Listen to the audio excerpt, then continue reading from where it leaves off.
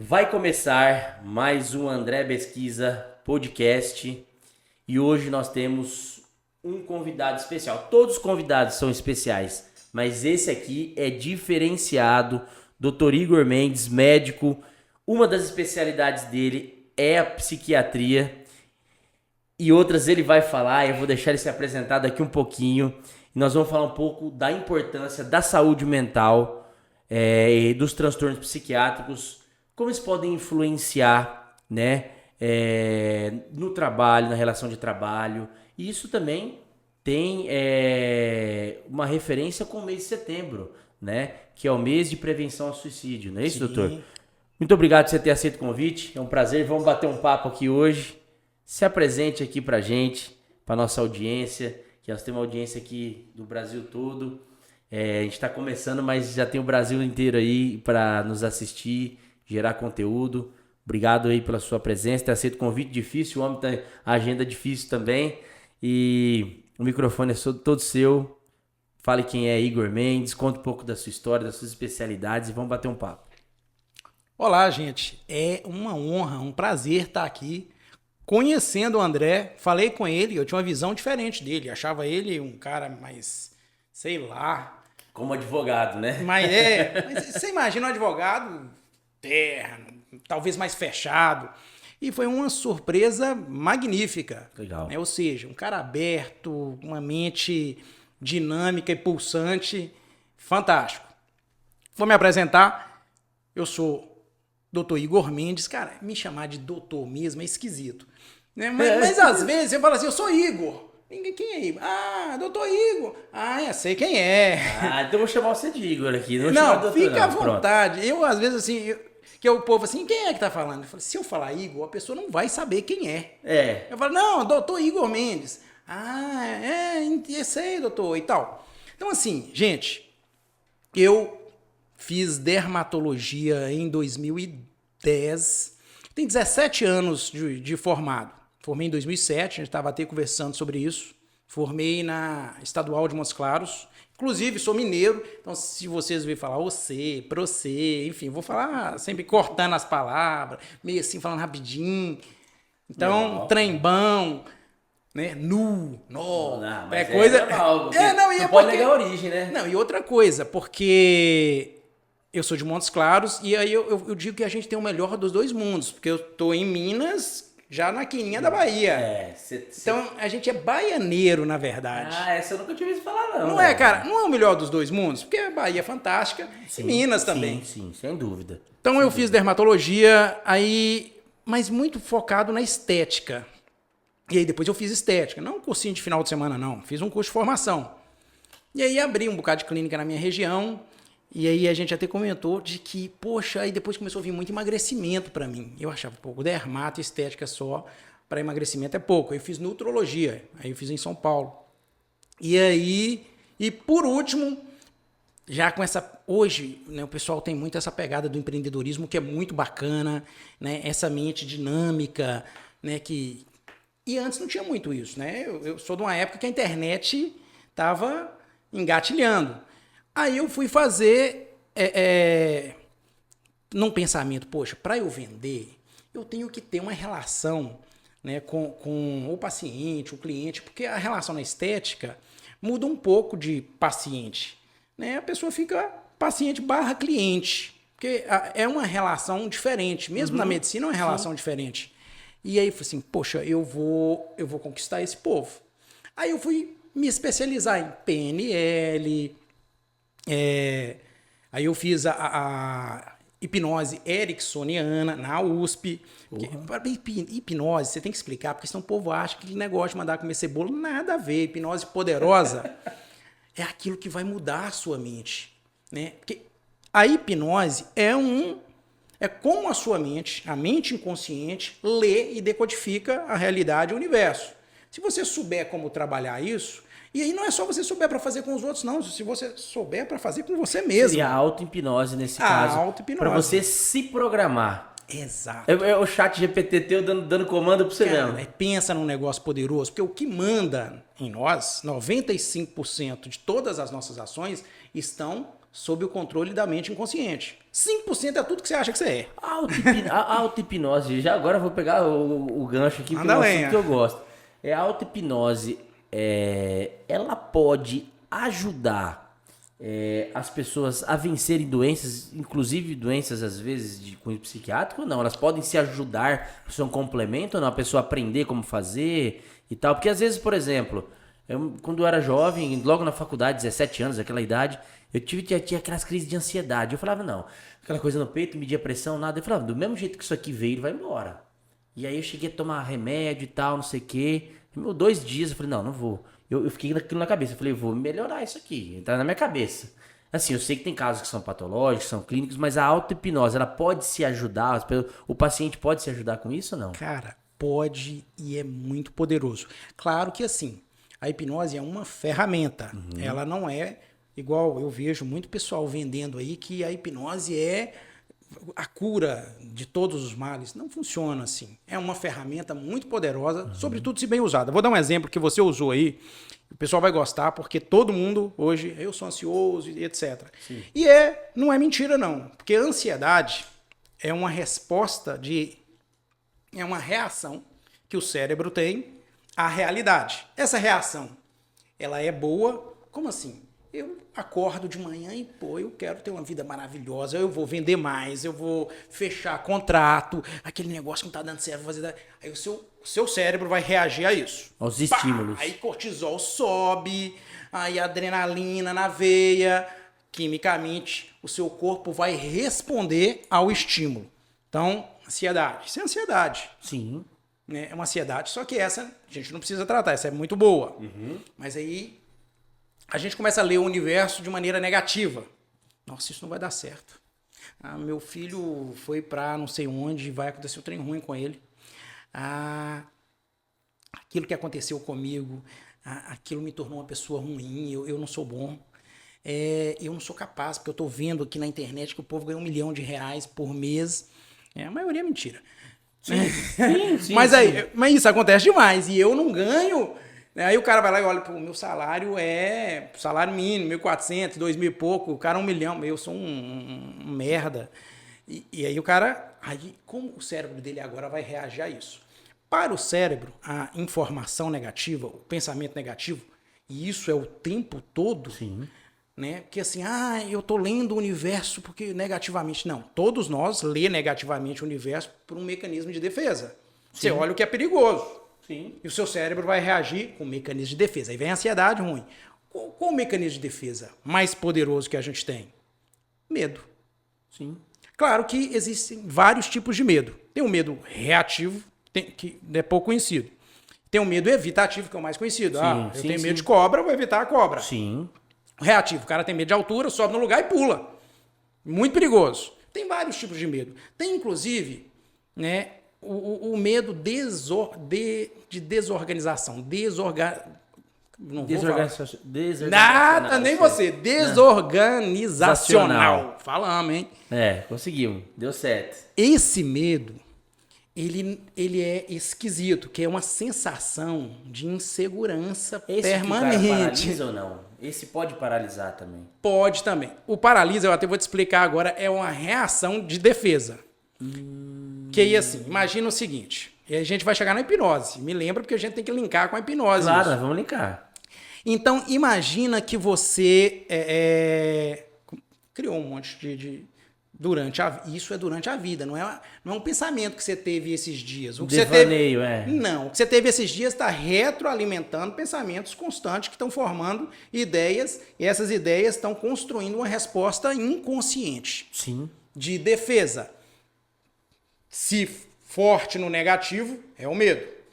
A gente lê o universo negativamente como mecanismo de defesa.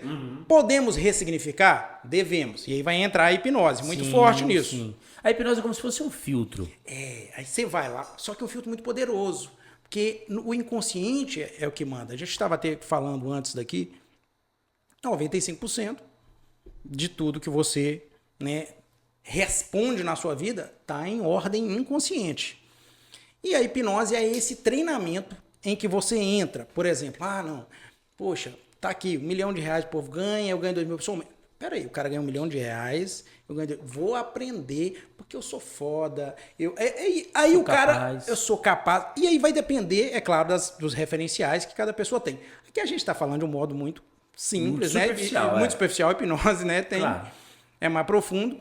Então, assim, ele vai alimentar de formas muito poderosas essa ideia. Aí a resposta muda. Então, a resposta já não é mais uma resposta, por exemplo, de reação, como é o medo, que é o de defesa. E o corpo reage criando, por exemplo, o medo para aumentar o sistema de alerta. Porque para o seu cérebro, né, a ideia negativa é como se fosse um perigo. E o cérebro não distingue, sei lá, um tigre. Eu uso muito quem já passou por mim, essa analogia do tigre. Um tigre na sua frente, um cara armado, ele vai reagir ao perigo.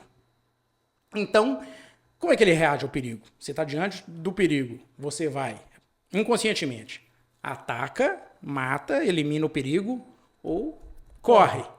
Mas o cérebro não conversa.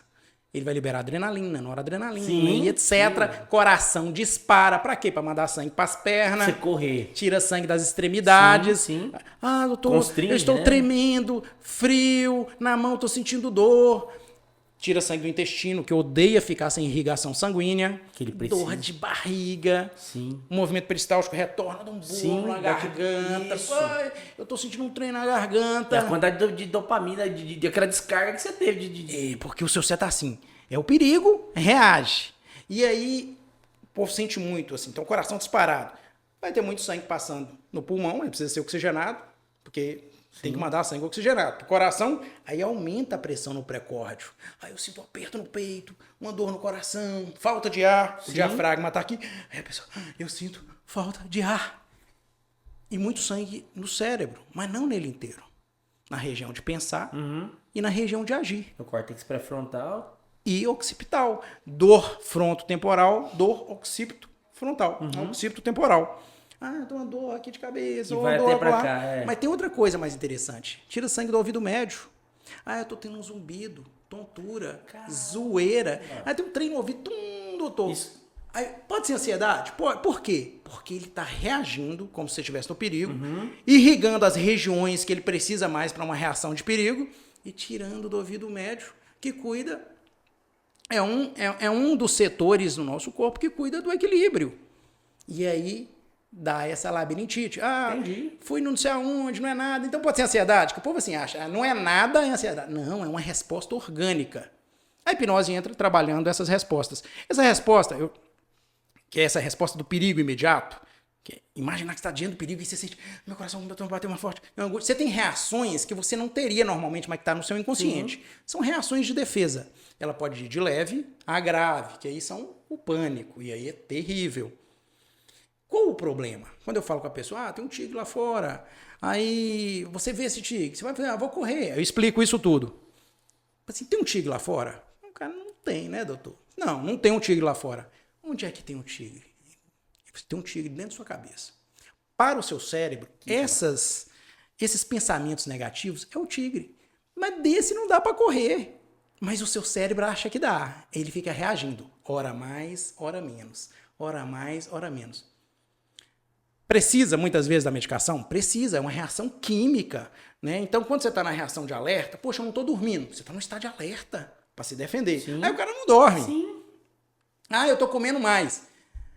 É porque, assim, o comer, inclusive, varia. Tem hora que a ansiedade é para comer mais. Essa, inclusive, é menos perigosa. É, cara. Eu ia te perguntar esse negócio da ansiedade e com a comida, né? Que tem a ver. Porque tem gente, às vezes... talvez é para liberar a quantidade mais de açúcar no sangue e tal. Pensa só, reação de defesa, seu corpo acha que está em perigo, ele está gastando muito o quê? Energia. O córtex pré-frontal tá... O pau tá quebrando a energia ali. E aí, se o cérebro fala assim, gastando muita energia, eu preciso de energia, dá fome. Eu preciso alimentar o corpo. Mas às vezes, o trem tá demais.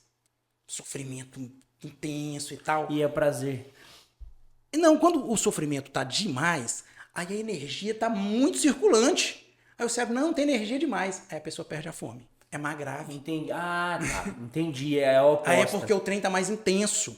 Entendi. Que ele tá mais em alerta ainda. Tá mais ainda, aí o cara não tem fome, etc. Uma coisa que eu... Os dois são ruins, né? Claro. Claro. Que eu aprendi, assim, não. Eu estudei superficialmente, né? Aquilo que eu tava falando, que eu estudei alguma coisa nesse sentido, pra poder vender mais também, não é PNL. Aí, ó. Mas que tem a ver com isso, são aquelas microexpressões faciais. Sim. O medo é uma das que quase você não consegue fingir.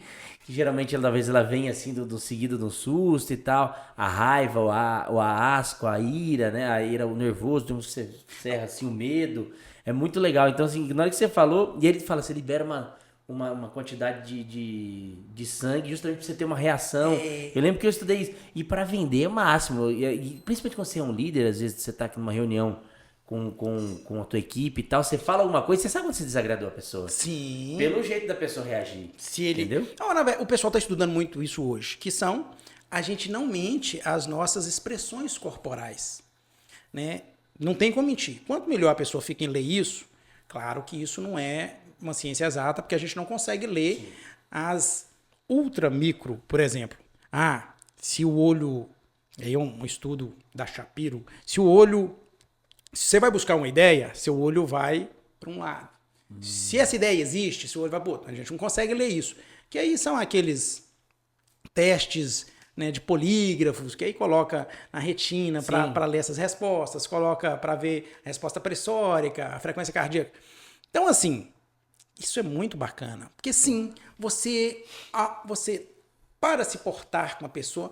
Porque, às vezes, poxa, que o vendedor, inclusive os vendedores... Tá mudando isso ainda bem. Ainda bem. Né? Já sei que você vai falar, imagina. Foram por muito tempo injustiçados, né? Tipo assim, não cara sei fazer nada, vai ser vendedor. Vai ser vendedor. O cara, se é vendedor, não é um cara bacana. Ele vai tentar me empurrar alguma coisa.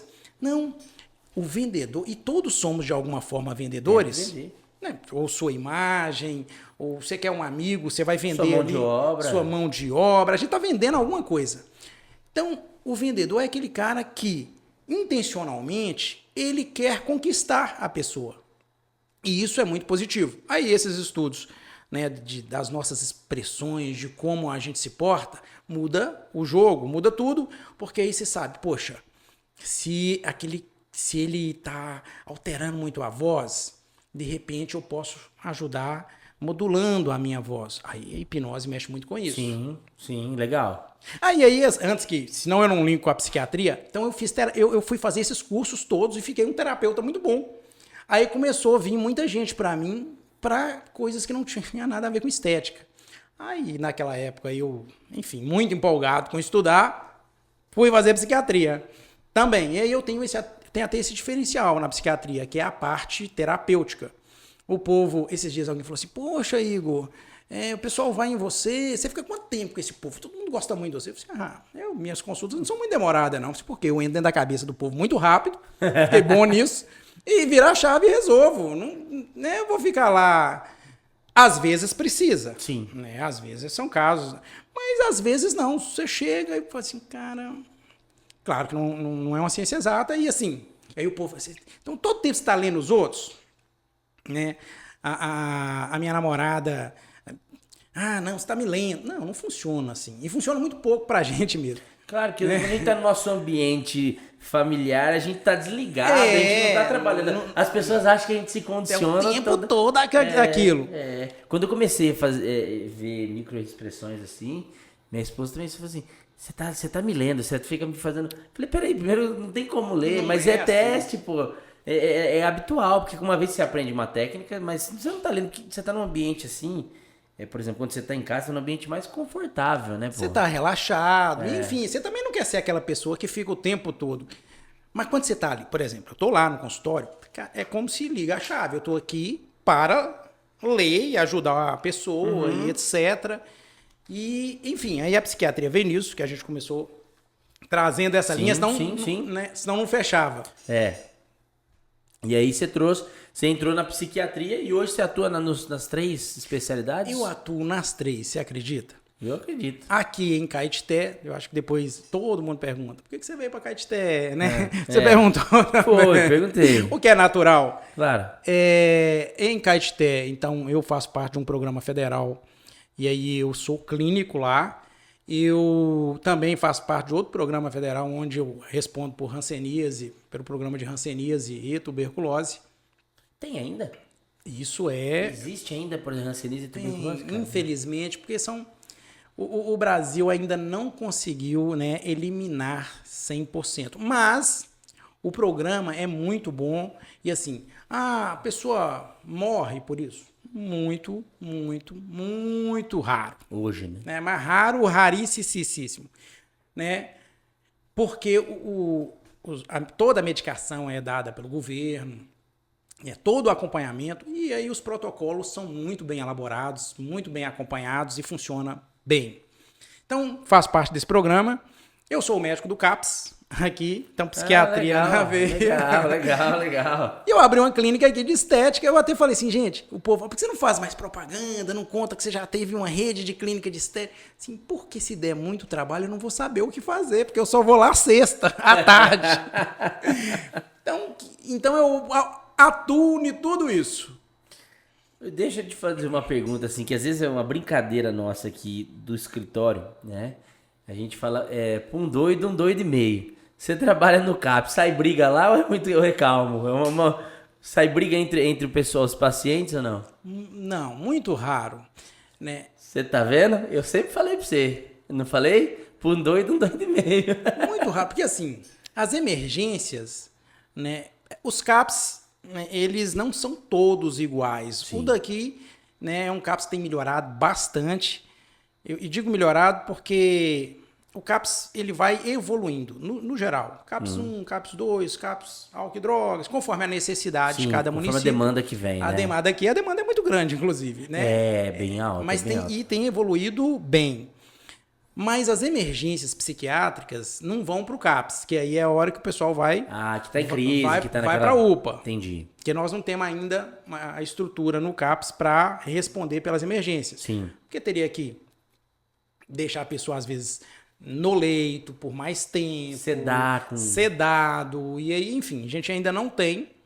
Né? A gente consegue responder por uma instabilidade mais momentânea e tal. Então, vão os casos graves para a gente, mas já mais estabilizados. O paciente que chega, às vezes depende da demanda com álcool e droga, eles têm uma necessidade diferente, às vezes, de uma pessoa que tem uma esquizofrenia ou uma ansiedade, um transtorno psicótico, é totalmente diferente, né? Diferente. Nem, hoje mesmo eu fiz uma interdição, fui numa audiência de uma interdição de uma pessoa que, nova, deve regularidade com a gente, que desenvolveu uma esquizofrenia por uso de álcool, né? O uso excessivo de álcool, ele mora com a genitora dele e... É importante dizer que, assim, o álcool não causou a esquizofrenia.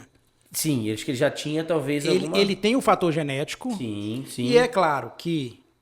É porque a psiquiatria tem a genética, todas as doenças, né, praticamente todas, né, na medicina você não pode nunca usar. Eu acho que quase em tudo, nem sempre, mas praticamente, né, quase todas, tem um fator genético que varia, às vezes, de intensidade, penetrância e tal. Uhum. A esquizofrenia é uma doença muito genética, mas tem o que a gente, né, o que se chama de epigenética, que é a influência do meio para desencadear ou não. Às vezes aquele gene está dormente, mas... O gatilho. Exato, que vai desencadear aquele negócio.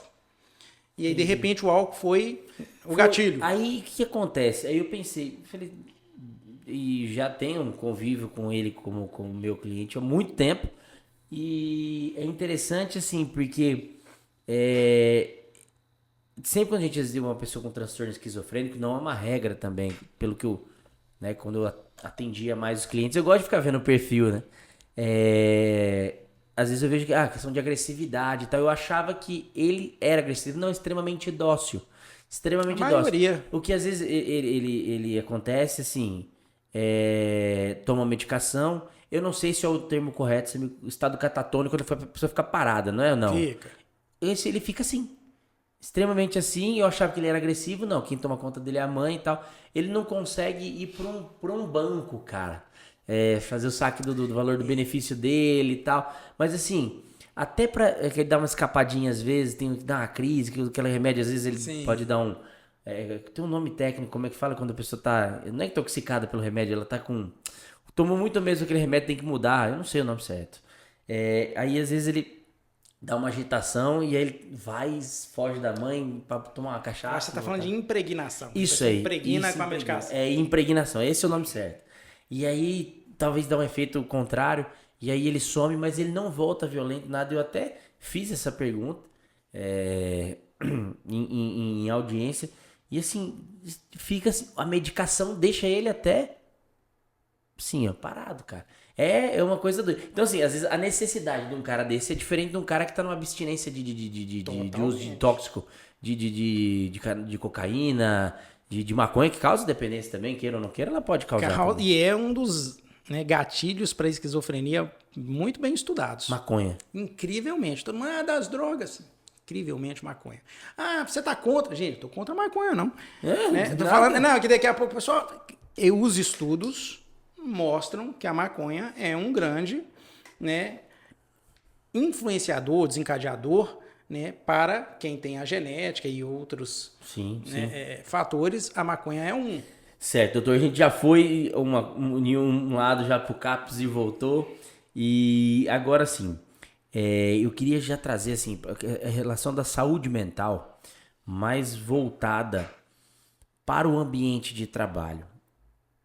Pode existir, por exemplo, estamos falando de vendedor trabalha sob pressão. Bom vendedor trabalha sob pressão, aguenta pressão. Tem a tal da meta, que tem gente que espanta. Sim. Tem o tal do relógio que fica tic-tac, que acontece também, depende do tipo de empresa. É um jogo. Às vezes você que nem um jogador de futebol está trabalhando sob relógio, tá? É trabalho.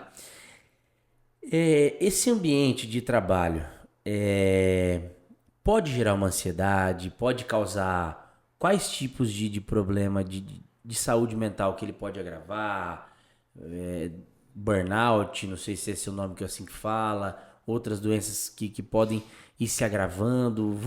Vamos trazer isso para esse bate-papo. Pode. Pensa, quando a gente falou um pouco aqui de ansiedade, que é a resposta cerebral à decodificação da realidade negativa, da circunstância da própria vida. Então imagina, o cara que vai bater meta, ele lê muito negativo isso. Nossa, eu não vou conseguir bater a meta, e enfim, nada dá certo para mim, e etc. Esse cara começa a desenvolver processos ansiosos, que aí são vários. Pode ser uma ansiedade generalizada, pode ser uma ansiedade mais pontual, um tipo de fobia, pode ser o burnout, que aí é um grau de ansiedade específico com impacto no trabalho. No ambiente. No ambiente. Então, você põe a pessoa no trabalho, ela trava ou treme e entra em crise. Você tira o trabalho, ela fica normal. É claro que a gente está dando exemplos extremos que é mais fácil de entender. Então, assim, tem CID, né? É considerado uma doença. É uma doença, inclusive tratável e que necessita ser tratável. Então, a questão não é nem a meta ou a pressão, é como a pessoa absorve isso. Então tem gente que adora. Não, que bom que tem meta e eu vou bater porque eu sou o cara. Então, o meu conselho para quem trabalha com meta, a meta é ruim, olha, a meta é uma ferramenta. Toda ferramenta é como você usa ela. É motivar a galera a trabalhar a questão emocional, não ser só aquela meta pela meta. Tipo, trabalhar também a parte emocional, do pessoal. Inclusive, eles batem mais meta. Quando você vai lá e... gente, a meta é essa porque vocês são capazes. Por isso e por aquilo. Sim. E aí tem todo esse trabalho emocional. Muda, drasticamente, as respostas. A maioria, eu vejo lojas de departamento, eu tenho muito paciente, lojas de departamento e tal, que trabalha a meta nua e crua. Então, é bater meta e só ganha mais e tal. E o cérebro, em um dado momento, esse ganha mais é uma resposta boa. Chega um momento que isso só não basta, porque o nível de estresse e de desgaste é tão alto que a recompensa passa a ser pouca e aí vai se instalando o processo. A resposta dopaminérgica que você tem ali, toda entendi. Porque não pode ser só esse ganho. Você tem que trabalhar isso de uma forma mais complexa. Que aí são, né, a maneira como isso é motivado. É o cara que fala assim, cara, eu vou trabalhar hoje, que maravilha, que bom que eu vou trabalhar por isso, por aquilo. Aí tem a pessoa que, meu Deus do céu, eu vou trabalhar. Essa pessoa já está num desgaste. Ela já está muito grande. Entendi. E tipo assim, às vezes a pessoa tem esse burnout. É burnout ou burnout que fala? Tanto faz. Tanto faz. Tá, beleza. Tá, esse burnout, por exemplo, a pessoa ali exposta a essa situação, a essa condição, ela tá ali com burnout, tá? E ela não foi tratar ainda nada, tá? Mas ela tem ali, ainda não procurou o doutor Igor, nada. Ela tá ali e tal, e tá se expondo àquele ambiente de trabalho. Pode desencadear algo mais grave nesse sentido, assim, talvez uma ansiedade? Porque o burnout é tipo uma ansiedade, né? É um quadro ansioso ligado a uma situação específica. Entendi. Né, que é ligado ao processo, né, ali do trabalho. E ao estresse em que isso causou. Normalmente a pessoa não consegue ficar no trabalho. Entendi. Não é uma questão dela querer, não. Ela não consegue mesmo. Porque os níveis de crises tendem a aumentar. Essa resposta orgânica de defesa que leva a tremor, taquicardia, né, precordialgia, uma dor no peito, desespero, angústia, isso vai aumentando. Às vezes leve, às vezes uma vez ou outra, em situações assim, o chefe que é muito... que é quem desencadeia o processo, eu vejo, eu tenho, mas ele saiu, eu não tenho. Isso tende a aumentar, a pessoa não... Sem o tratamento, ela não costuma conseguir... continuar no trabalho. Ela pode pedir para sair ou vai para o INSS. Sair, ou para o INSS, que às vezes a pessoa ela só fez aquilo na vida e... que se é uma pessoa jovem, tudo bem, às vezes. Eu digo às vezes porque aqui tem uma seara muito grande de questões. Mas às vezes é uma pessoa que ela é o que ela sabe fazer. Não dá para agora mudar. Hora pra outra. Beleza, agora, já que você não consegue fazer isso, vamos para outra coisa. A pessoa vai precisar, às vezes, de um suporte financeiro e etc. Para isso. Interessante pra caramba. Então, assim, a pessoa que tem o burnout, o nível dele ali, às vezes, bem alto, ele vai refugar de vir pro trabalho. Ele vai não querer o ambiente de trabalho. Ele até vai, ele insiste normalmente, mas ele sofre, e esse sofrimento aumenta, até chegar uma hora que ele não consegue. Que aí o povo, não, você não quer... As patologias psiquiátricas, elas são terríveis, porque para quem não sente, para quem não está passando por aquilo, né, imagina uma pessoa em depressão, né, que é uma doença grave, muito genética, inclusive. E aí o outro, nossa, como que você não quer sair do quarto? Inclusive, a gente vai falar um pouco depois do Setembro Amarelo, que é a prevenção do suicídio. Sim. Depressão é, de longe, a maior causa de suicídio, né, no Brasil, no mundo, enfim. Até porque também a prevalência é muito grande. Essas doenças podem levar a uma depressão? Pode levar... a uma depressão? Esse tipo de, por exemplo, um burnout, uma ansiedade? Pode. Sem sombra de dúvida. Se não for cuidado, se não for tratado, né? Lembra que a gente falou da epigenética, de como o meio opera nisso, o nível de desgaste? Pode. É claro que a depressão, como eu disse, é muito genético, né? O burnout não necessariamente. Ele é aquela exposição, aquela resposta àquela exposição que causa aquele quadro. E talvez um afastamento daquele momento do trabalho, ele pode ser o remédio. Na verdade, ele é o remédio. Muitas vezes você precisa afastar para tratar. Muito difícil. Só se estiver no estado inicial, que você consegue ali tratar, mas a grande maioria das vezes a gente tem que afastar para tratar a pessoa. Então, gente, aqui é já para fazer um corte mesmo, entendeu?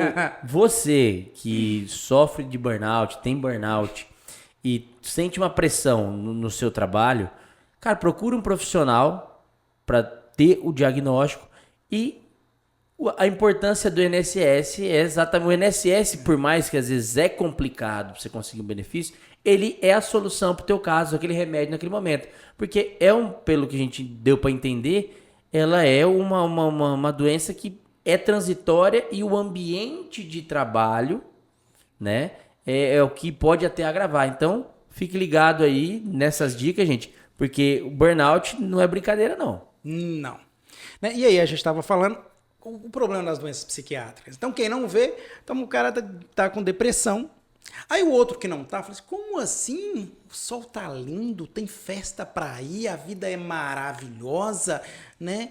Por que você não sai? É difícil, porque aquela ferida, né, não tá visível, né? Se a pessoa tem câncer, não, pelo amor de Deus, você tem câncer, né? Eu já até passei por isso, infelizmente. Você tem câncer, oh meu Deus do céu. Aí a pessoa tá com depressão grave, e o nível de sofrimento não necessariamente é diferente. Ou não, levanta aí e vai ver o sol. Não funciona assim, é uma doença. Não é uma escolha. Ninguém assim, poxa, eu tô com depressão porque resolvi. Acordei hoje e vou ficar deprimido. Quando a pessoa tá com depressão,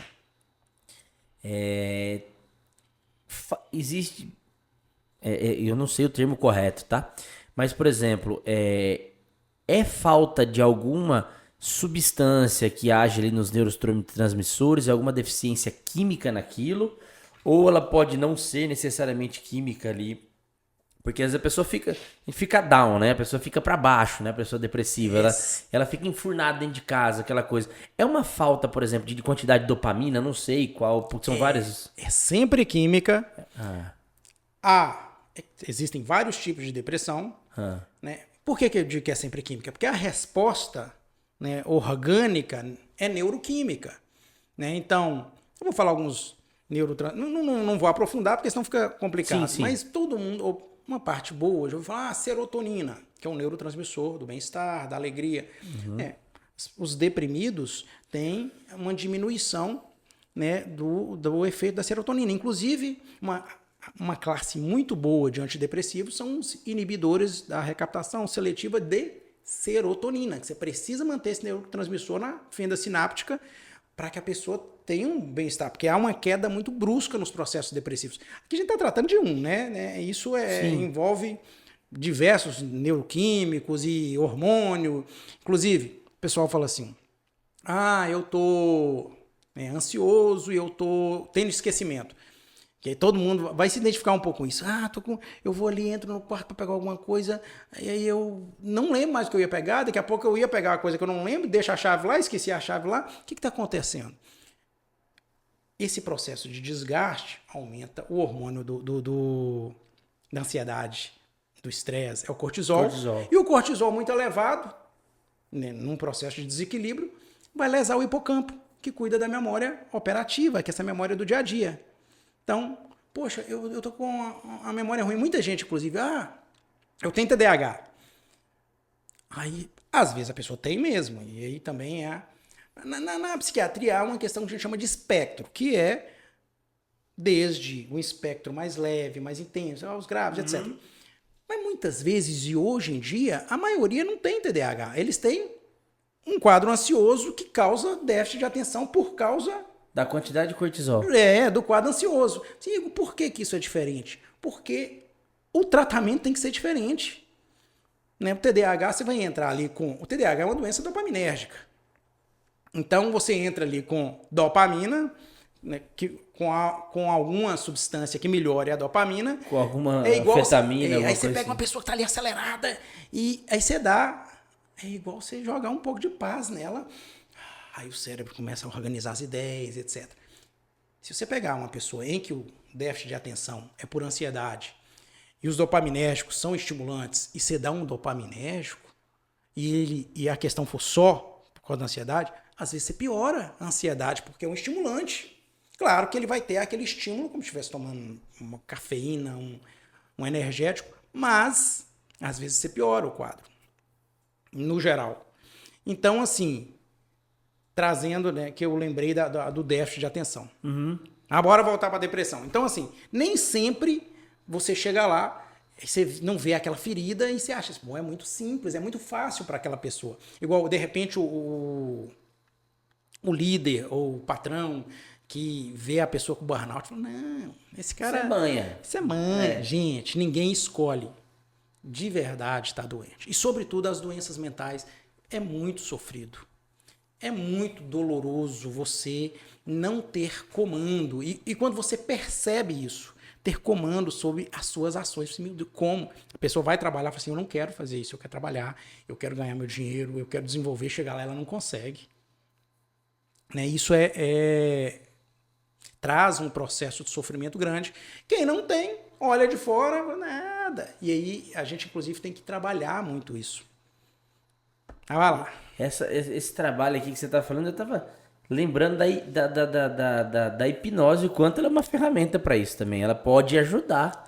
Na verdade, você vai precisar usar. Ajuda. A hipnose, inclusive, não é algo que assim, por exemplo, eu vou agora usar hipnose em você e aí eu vou despertar isso em você. Não. Você tem a sua mente inconsciente que está no estado, né, ali potencialmente hipnótico o tempo todo. Uhum. Em algum momento você vai focar a sua consciência em alguma coisa, o seu inconsciente está lendo ali uma quantidade absurda de informações. E é ele que manda. Se eu souber, para te ajudar, segurar o seu consciente e mandar a informação, aí eu estou mandando para quem manda, né, para o centro de comando. É muito poderoso. Você está trabalhando, como é que fala, no sistema operacional direitinho ali. Isso é muito poderoso. Inclusive, não é uma pessoa que faz com a outra. Como eu disse, você pode fazer com você mesmo, porque nós temos esse potencial o tempo inteiro. Inclusive, hipnose a palavra hipnos vem de sono, porque é no sono que o inconsciente está ali muito ativo. Então, vem desse estado que a gente tem. Imagine uma pessoa que está assistindo um jogo de futebol. Que time você torce? Cara, eu não gosto de futebol, eu gosto de rugby e luta, mas vamos falar do de... Pega, como é que é o nome dele ali? Maurício. Que time você torce, Maurício?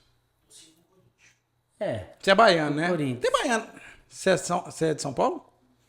É Pokémon, ele anda pra lá e pra cá. Não, pelo menos que na Bahia aqui o pessoal, e eu entendo, é que eu pirraço o pessoal, eu entendo porque tem a ver com os times que se deram bem primeiro e tal, mas o pessoal não torce pros times da Bahia quase. Não, tem a ver também com a Globo, que também só... Com a Globo, que é Flamengo, que emissora, Corinthians. Então imagina que o Corinthians está jogando com o arquirrival dele, que é o Palmeiras? Isso, claro. Eu torcia pro Corinthians, né? Mas não sei nem quem é o técnico hoje. E tá numa final de Libertadores. E você tá lá vendo o Corinthians, né, o jogador do Corinthians vai, aplicar o pênalti. Pronto. Eu tô caçando a palavra para chutar eu sou muito ruim no futebol, cara. E aí vai lá chutar o pênalti, você tá ali na frente da televisão. Cara, a sua consciência vai prender naquilo. Se alguém chegar do lado e falar assim, dorme, você apaga. Porque entra no inconsciente, é ele que manda, pá, você apaga. Você tá ali. Vou dar um exemplo de uma hipnose. Você que tá me ouvindo, que dirige, é claro. Já percebeu que às vezes você tá ali na estrada, quando pensa que não, você continua ali na estrada, sua mente viaja. Aí você acorda, você não lembra nada da estrada, mas você dirigiu tudo. É um estado hipnótico. As minhas melhores ideias são dirigindo. Eu falo pra minha esposa, eu gosto de viajar aqui, vou dirigindo, só que você vai anotando o que eu tô falando. Aí eu tô ali e tal, grava, liga o áudio. Vai gravando, eu vou falando. Vou falando. Eu lembro que eu falava assim, um dia vai ter um escritório assim, assado. Eu dirigindo, cara, adorava dirigir, porque eu só tinha ideia. Eu não sabia disso, não. É isso. Eu olhava numa faixa aqui, nossa, adorava. Porque a consciência é o crítico. Então ele é muito difícil. Você tem uma ideia ali, ele prende. Por quê? Pra isso, O inconsciente não, ele abraça. Que louco, cara. Então, na hora que você entra nesse estado, o inconsciente fica mais receptivo. Entendi. E aí, muito bacana, a sua esposa, a minha namorada, ela entra no carro, eu posso contar assim, 10, 9, 8, 7, aí ela dorme que baba. Eu falo assim, meu Deus do céu. Não, e eu gosto de ficar conversando. Eu falo, fica acordado, eu quero conversar, senão eu durmo. Não, eu gosto também, mas ela entra num estado de sono. Eu falo assim, deve ser muita confiança. A gente estava indo um dia para Porto Seguro, aquela estradinha muito tortuosa, chuva, um monte de carro. E ela num sono. Eu falei assim, gente, é muita confiança. E eu assim, cansado. Eu falei, acorda, conversa comigo, porque tá difícil. E ela, eu vou conversar, então. Mas vamos lá. A gente tá falando, por exemplo, da depressão, né? A gente falou da depressão, a gente falou tipo de ansiedade. A pessoa com depressão, essa parte de atenção dela, ela perde praticamente. Perde assim, né? Fica comprometido. Né? Fica comprometido. né? E aí entra nesses aspectos de gravidade, nos tipos de depressão, mas no geral há um déficit, né, cognitivo, porque a sua mente não está funcionando normalmente. Ela está funcionando deficitária. E aí, é claro, como a gente disse, entra aí toda a neuroquímica, que para o funcionamento, né, perfeito do seu organismo, há uma orquestra muito perfeita também. E aí, é claro, eu esqueci de dizer, é óbvio que deficiências, né, de algumas substâncias também ajudam nos processos. Por exemplo, eu estou com deficiência de metilcobalamina, de vitamina B12. Isso vai atrapalhar nos processos de metilação cerebral e etc. Dando um exemplo aqui, que também está aí na moda. E sim, atrapalha. Então, você vai ali fazer um exame, está mais comum agora, medir vitamina B12, homem zinco, etc. Porque, né, você quer que o seu cérebro, o seu corpo esteja na máxima funcionalidade. Lógico, e às vezes não está. Às vezes não está porque você está gastando muito e você precisaria repor. Porque a nossa alimentação... Por coisas exógenas, por coisas de fora. Às vezes precisa repor, você está gastando muito, precisa repor. Enfim, às vezes por algum processo patológico, a pessoa tem vitamina B12, tem uma absorção, né, muito forte no estômago. E aí a pessoa tem uma gastrite, um problema gástrico que dificulta essa absorção. A gente um processo muito, muito intrínseco, né? Que massa, cara. Uma coisa está muito ligada à outra. Porque assim, em algum momento alguém falou assim, esse trem de medicina é muito difícil. Esse trem de saber tudo, você tá doido. Vão dar o coração pro cardiologista, né? Vão dar o pâncreas pro endócrino, ou a pele fica, né, com o dermato, né? O psiquiatra, não, psiquiatra, mas dá pro psiquiatra, a hora que o trem pipinar e a gente não entender nada, manda pro psiquiatra. A advocacia devia fazer isso. Porque, por exemplo, o cara não consegue fazer o penal. Existe os caras que fazem de tudo um pouco, mas imagine aqui. Direito previdenciário, aposentadoria, olha a complexidade, tem que entender de patologia para saber o reflexo que ela tem no trabalho. O criminal, não tem nada a ver com o previdenciário. Muito embora exista o auxílio de reclusão. Aí tem o direito do trabalho que tem alguma coisinha com o previdenciário, mas são outras coisas. Aí tem o empresarial. Cara, a medicina já deu um exemplo pra nós, gente. Também são vários organismos, tem uns que às vezes não se comunicam, tá? Não. No direito. Mas aí tem a dificuldade, que aí eles precisava de ter a especialidade, porque tem coisas que são muito específicas e complexas. Mas de vez em quando o povo esquece. Por exemplo, você vai lá no endócrino, diabetes, bora aqui, e de repente esquece que o cara tem um problema de depressão. Não, esse remédio aqui atrapalha. Estou dando um exemplo aleatório. Sim, né? sim. Graças a Deus, e sobretudo na nossa região, os médicos são muito bons. Mas de vez em quando esse povo não conversa um com o outro. Essa parte pode atrapalhar a minha parte. Não funciona assim. A gente é um contexto, um organismo. Né? A pessoa não tem diabetes no pâncreas, ela tem diabetes em cada célula do corpo dela. Altera tudo. A quantidade de carboidrato, como é que fala? De carboidrato, de glicose que ela recebe nas células, ela tem problema. Exatamente. E aí entram outros problemas que vai implicar em outros hormônios, que implicam em outras situações. E como que, de repente, por exemplo, eu tenho uma adolescente que é diabética, insulina dependente, não é fácil, tem que aplicar a injeção todo dia. E ela tem um problema muito sério com isso, né? Tem uma depressão ligada à aceitação desse processo. Sim. E aí você tem que também atuar. Então, é um contexto. Doutor, e a bipolaridade também? Porque a bipolaridade também, além da bipolaridade, eu queria entender uma outra coisa, uma pergunta que pode existir, por exemplo, mais de uma doença ligada aí, ela junto, por exemplo, uma depressão com uma ansiedade, uma bipolaridade com um burnout. Eu estou dando exemplo aleatório, mas pode existir mais de uma patologia mental ela conjugada ali nesse quadro? Infelizmente pode e não é incomum. Não é incomum, né? Não. Vou dar um exemplo. Você pode ter o bipolar, que é um tipo de depressão, é um transtorno afetivo bipolar, que tem todo um espectro. E aí é até importante falar, que a pessoa acha assim, não, eu acordei de manhã de um jeito, à tarde eu estou de outro, eu sou bipolar. Nada a ver. né? O bipolar não é essa alternância tão rápida. O bipolar é uma alternância muito grave entre um estado depressivo gravíssimo para o estado eufórico também grave, que costuma envolver a perda de noção da realidade. Pô, isso é importantíssimo a gente falar. Que é importante assim, não, eu altero meu humor, tem dia que eu tô de um jeito, no outro. Não, você é uma pessoa, de repente, que tem uma labilidade emocional grande, pode até ter outras coisas ligadas, às vezes um transtorno de personalidade, algumas personalidades em que o humor é muito variável. Sim, borderline. Borderline, né, muito variável. E não necessariamente é bipolar. O bipolar vai entrar nesse estado de alteração mental que leva em algum momento a um estado de euforia, que a gente chama de estado maniforme.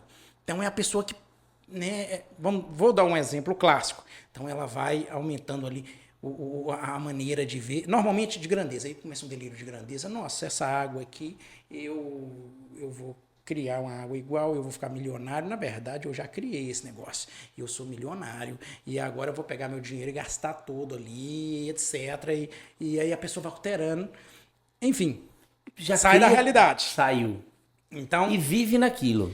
Durante um período, às vezes. Cara, normalmente tem que interferir, porque esse negócio vai aumentando.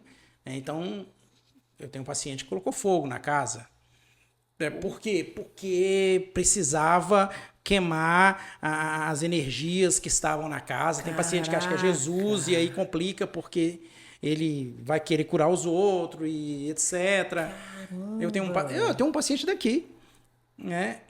Não sei se aqui eu posso dar exemplos específicos, que aqui é um lugar pequeno. Não, melhor não. Vou dar um exemplo não daqui.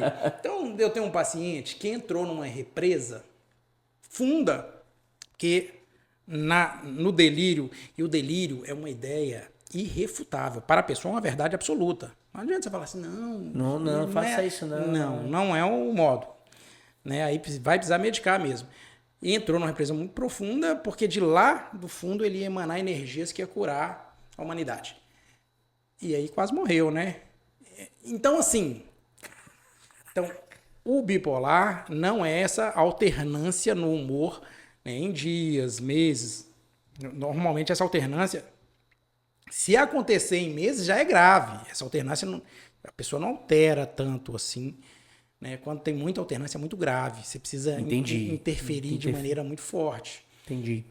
E aí tem as alterações de humor. E às vezes a pessoa, como eu disse, tem só um aspecto do humor dela mais reativo e que pode, inclusive, ser trabalhado. O bipolar, você precisa dar remédio. Não adianta. E inclusive, é um problema. Imagina o seguinte. Imagina que a sua mente começa a se elevar. Paxa, eu sou o cara. E eu faço. E aí você começa, inclusive, a trabalhar mais. E aí você tem mais ideias e tal. Se parasse aí, ok. Não para. Aí você vai sair da realidade. Mas aí eu te dou um remédio que segura a sua mente. Que não deixa você ir lá pra cima. Caramba. Você ia gostar? Não. Nossa, é muito difícil a questão do bipolar tomar remédio. Porque ele não acha que tem doença, e duas, é ruim. Porque prende a mente dele. Tem ele... Gente, olha que interessante, cara. Nós estamos uma mega aula aqui de doenças mentais. E veja o quanto isso. A mente a gente sabe, o que comanda tudo. Isso é irrefutável, a gente tem certeza. Mas agora imagine aqui, por exemplo, às vezes um bipolar que tem um espectro que tá mais baixo, não sei se tem espectro ou não. Tem também. Tá? A pessoa começou a tomar uma medicação, ela no ambiente de trabalho. Ou, às vezes imagine um trabalhador rural com bipolaridade ou uma outra, com uma foice na mão e dá um... Nossa. Meu Deus do céu. Você não viu? Deu exemplo, o cara quis pegar fogo, né? E às vezes, muita gente às vezes não consegue filtrar isso, né? E frequenta um tipo de religião e tudo mais, aquilo às vezes a pessoa inflama mais ainda, que nem esse aí achou que era. E aí pronto. Você entendeu? Então assim, causa incapacidade isso, né? Nossa, a bipolaridade, né, nesses espectros mais graves, ele é completamente incapacitante, porque você precisa muito da medicação, né? E você não vai ter uma resposta ali, não tem cura, você vai ter que tratar. Uhum. A bipolaridade não tem cura? Não. Não sabia. Assim, é porque aí a literatura diverge um pouco a questão do que é cura. né? Mas há um certo consenso de que você precisa, né, tratar. E claro, eu estou aqui pegando os espectros, né, sim. mais graves. Ô, doutor, ó, veja bem, aqui você me fez refletir numa outra coisa. Não tem uma idade específica para estar mais vulnerável a isso ou não? Tem. Tem? Todas essas doenças têm, né, o que é mais comum começar, né, em tal idade, né, na adolescência ou numa idade mais adulta, né? Por exemplo, a gente falou do TDAH. TDAH é uma doença da infância, né? É uma doença da infância. Eu tenho um TDAH. Poxa, eu descobri que eu tenho TDAH agora. Assim, cara, pode olhar para sua vida. Você teve uma dificuldade de foco quando era isso, te atrapalhou um pouco. Como é um espectro, tem gente que atrapalha demais. Os meninos não conseguem estudar, não conseguem focar, é muito hiperativo. É um menino hiperativo. O TDAH já é mais complicado. Às vezes, por exemplo, tem TDAH que pode não causar uma incapacidade, mas tem TDAH que pode. Pode. Ele muito também está dentro do espectro, aquilo que você está falando. Entrou no espectro. Toda a doença psiquiátrica nos espectros graves, todas são incapacitantes. É porque tem doenças que ela já é grave. A esquizofrenia é grave. Mesmo controlada. É grave. Né?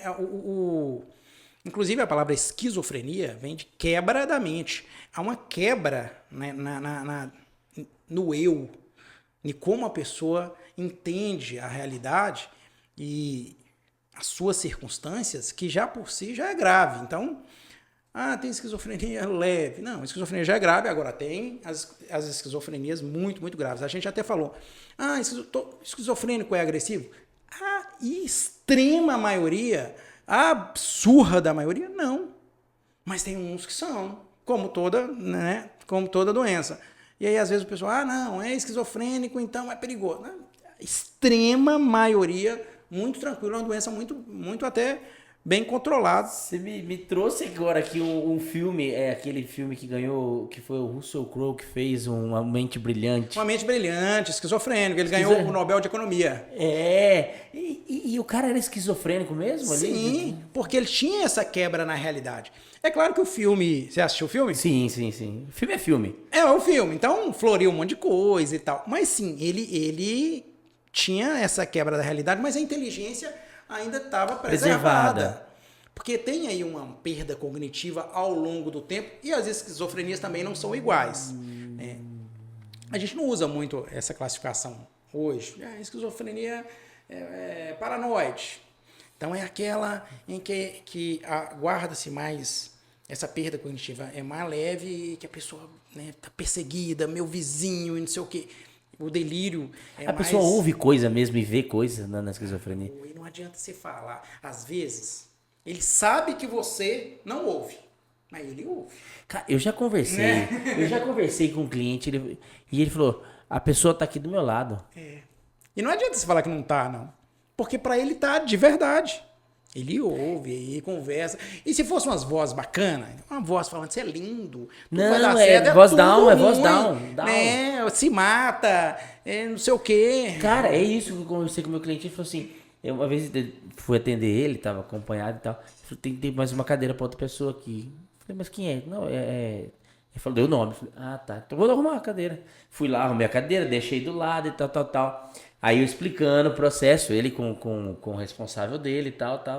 Mega inteligente também, tá? Aí eu me reportava pra ele e assim, em mim, conversando, entendendo. A mãe, né? Não era mãe, era uma outra pessoa representante. Você entendeu? Eu virava pra quem era responsável. Aí ele pegava e falava assim, você entendeu? Tipo assim, pra eu falar com a pessoa também. Eu sei que no final do atendimento eu tive que falar, você entendeu? A pessoa que não tinha. Pra que ganhasse a confiança dele. Entendeu? Assim, você tem que, cara, é muito doido, é legal pra caramba, assim. Entender isso é legal, assim, pra você entender, pra você conseguir ganhar confiança. Sim, e vou dar um exemplo, uns 2 exemplos aqui. Tinha um paciente, né, que eu já vi um certo discurso ali delirante, mas ele era muito contido. A maioria não fala tanto assim. Quando está em casa, mais relaxado, conversa sozinho, ri sozinho, né, é um tipo de alucinação auditiva, é a mais comum. Né? A alucinação visual Não é muito comum, apesar de que ele tem uma sensação de que vê. Enfim, tem mais a ver com doenças orgânicas. Tem que ser pesquisado, inclusive, quando você realmente acredita que está tendo uma alucinação visual. E aí ele estava lá com a irmã, sério, e, enfim, inteligência ali relativamente preservada. Aí eu falei assim, não, deixa eu conversar só com ele. Ele assim, cara, eu também vejo. Eu também sinto isso aí. Você já fez um rapport com ele, já? Eu acho que a sua irmã tá por fora. Nossa, o senhor percebeu? Eu ainda não estava sabendo o que era, né? E eu falei assim, total, né? Enfim, o pessoal não entende, né? Ele, não, doutor, e conversa comigo. E aí, assim, como é que é com você? Que comigo é só de vez em quando. Não, doutor, toda noite eu ligo a TV e ela tá falando comigo. Aí pronto, eu encontrei o delírio. Né, que você precisa esmiuçar. Muitas vezes não está aparente. Né? Lá para os familiares, percebe-se certos comportamentos estranhos. Nem sempre eles são intensos. Ah, não, a pessoa, né, sai de casa e corre para o mato, quer ficar no mato e tal. Isso aí é muito evidente. Né? Ele fala sozinho e etc. Mas às vezes é um estado inicial e muito preservado. Que é muito bom a gente entrar com tratamento aí também. Uhum. Não, aí também não. Muito bom aí. E você precisa ter um olhar muito detalhado para ver ali. Eu tenho muito paciente que a família não acredita que ele é esquizofrênico. Porque ele é preservado. Né? E é uma luta. Que eles chegam assim, poxa, vamos tirar esse remédio, não precisa desse remédio. Na psiquiatria, você tem quem odeia remédio e quem ama remédio. O meio termo é pouco. Difícil. É difícil. É difícil. Poucos, tipo assim, não, vou tomar porque preciso, ok. Não, ou ama demais, você tem que tomar cuidado, porque você quer tomar os remédios tudo, ou odeia, não quer tomar nada. Caramba. E aí, o pessoal, não, bora tirar. Eu falo assim, beleza, mas aí vocês vão acompanhar, ficar com ele, porque pode dar errado. Se der errado, traz volta pra mim. Eu falei assim, meu Deus, vai dar errado. E aí eles voltam, o cara surto, assim, meu Deus, doutor, saiu pelado na rua e não sei o quê. Assim, pois é, agora não vamos tirar o remédio, não. Aí não tira mais. Mas às vezes, por que você não insistiu? Assim, gente, eu acho que o médico tem a obrigação de explicar cientificamente, etc., prós e contras, o que vai estar, tal. Eu não sou o dono, né, da situação. Vai, porque eu mando. Não funciona assim. Você não vai colocar o remédio dentro da boca não funciona assim. Do paciente. Não tem. Muitas vezes, até as próprias pessoas que convivem com o paciente falam assim, não, tá bom. A gente falou do bipolar. Uma parte muito boa dos bipolares, toma um remédio, fica normal, fica bom. Aí, tanto ele quanto o outro, chega alguém e fala assim, você precisa desse remédio, não. Que eu não tô tomando mais. Você não precisa tomar esse trem aí, não, moço? Para de tomar esse negócio. Aí, a hora que para, pipina. E o bipolar que toma o remédio direitinho, ou é porque a família, o cuidado ali tá muito intenso, ou porque deu pepino demais e assim, ele fala assim, eu não preciso desse trem, mas assim, deu tanto errado que vai que eu preciso. Entendi. Entendeu? Entendi, já deu tanto errado. Mas... Ô, doutor, agora sim, a gente percebeu a complexidade de entender tudo isso e o diagnóstico das doenças psiquiátricas. Eles são fáceis, levam um tempo, existe um tempo padrão. Na primeira consulta é fácil dar esse diagnóstico. Fala um pouco pra gente aqui, traz pra gente, porque às vezes as pessoas vêm nos procurar. Às vezes a pessoa ainda tá achando que tá com problema mental. Eu tô ansioso, tô com depressão, tô com isso, tô aquilo, aquilo outro. E às vezes procura, eu tenho isso, porque leu na internet, eu tenho isso. Principalmente que vem pela internet, eu li, eu tenho TDAH. Eu li, eu tenho ansiedade. Eu senti um aperto no peito, eu tenho isso. Aí, você vai no médico, aí a pessoa vai no médico, a gente orienta, a gente faz uma cartinha pra essa pessoa e tal. E às vezes ele acha que no médico, na primeira vez, ele vai ter um atestado médico. Então, assim, é isso que eu acho interessante, a gente trazer isso aqui e explicar pra quem nos assiste. Nós temos até uma dificuldade com isso aqui. Que não é na primeira. Então, explica assim, como que é um diagnóstico, que leva um tempo. Fala um pouco pra gente aí, doutor. Toda doença psiquiátrica, a psiquiatria tem uma dificuldade, isso está se desenvolvendo, né, com novas tecnologias, mas ainda não é algo acessível e de uso geral, exames, sejam de imagem, sejam laboratoriais, que auxiliem, né, no diagnóstico. O diagnóstico é eminentemente clínico. Então, e todos têm um tempo. Por exemplo, eu vou diagnosticar esquizofrenia. Então, tem uma série de estruturas que eu tenho que acompanhar por 6 meses. Caramba, 180 dias e com consulta de quanto em quanto tempo? Com acompanhamento ali, muitas vezes mensal, ou antes disso. Claro que isso numa realidade melhor, mas às vezes a pessoa chega lá para mim, eu sinto isso, tá bacana, ok, vamos cuidar de você, eu quero um laudo, eu quero um atestado. Aí eu sou honesto, eu falo, olha, vai te prejudicar. Por quê? Porque é a primeira vez que eu te vejo, eu não posso dar o diagnóstico. Entendendo? Mas eu quero. E aí, às vezes é um laudo muito ruim, mas enfim, porque dar um relatório do que ele foi procurar, eu posso e até devo dar. Não, me dá um relatório da minha consulta de hoje. Mas isso vai ajudar ele? Não vai, porque... Você não tem diagnóstico fechado. Não tem diagnóstico fechado, é uma hipótese, é a primeira consulta, ele começou agora e tal. Às vezes uma ansiedade, uma burnout, uma ansiedade tem uma característica semelhante, a pessoa vem relatando uma coisa, né? Todos têm uma quantidade de tempo necessária para se fechar o diagnóstico, porque é fechado ali com essas estruturas que a gente vai observando. Eu tenho que observar isso, mais aquilo, por tanto tempo, aí eu fecho o diagnóstico. Claro que eu também percebo que há uma dificuldade desse acompanhamento, né? For todo mês. É difícil, né? Por exemplo, a nossa região tem muito distúrbio psiquiátrico, né? Seja ansiedade, seja grave, CAET-TE tem demais. Eu dou aula para a faculdade, dou aula de psiquiatria, e o povo gosta muito de vir aqui porque eles aprendem demais. Vem assim uma variedade de situações aqui muito grande. E então nem sempre dá para a pessoa ir na consulta todo mês, porque é difícil às vezes conseguir, né, a consulta. E olha que no CAPS, né, nós já sou eu e mais outra psiquiatra. Igor, mas é muito problema em muita gente. E, enfim, mas às vezes a pessoa vai, uma pessoa que foi em mim, né, hoje, e ela foi no médico em 2019. Puta. 18, 19, e veio hoje para pegar um laudo. E é a primeira vez que eu a vejo, porque em 2019 não era eu. Entendi. Aí eu falei assim, o seu laudo vai ficar muito parecido com o antigo seu, porque você veio hoje. E muitas vezes esse pessoal perde o documento, perde os atestados. Porque quando você vai num retorno, numa consulta, você tem que levar, mas você não tem que, por exemplo, às vezes necessariamente falar, não, o que tá aqui é o que tá aqui hoje. Porque às vezes essa situação psiquiátrica, ela se alterou com o tempo. Ou ela agravou ou ela compensou de certa forma. Sim, ou agrava. Às vezes eu falo com eles, acompanha, porque dentro, né, da realidade dos fatos, pode te ajudar. Né? Fala assim, olha, acompanha, porque eu estou vendo aqui que nesse período, né, piorou o seu caso. Né?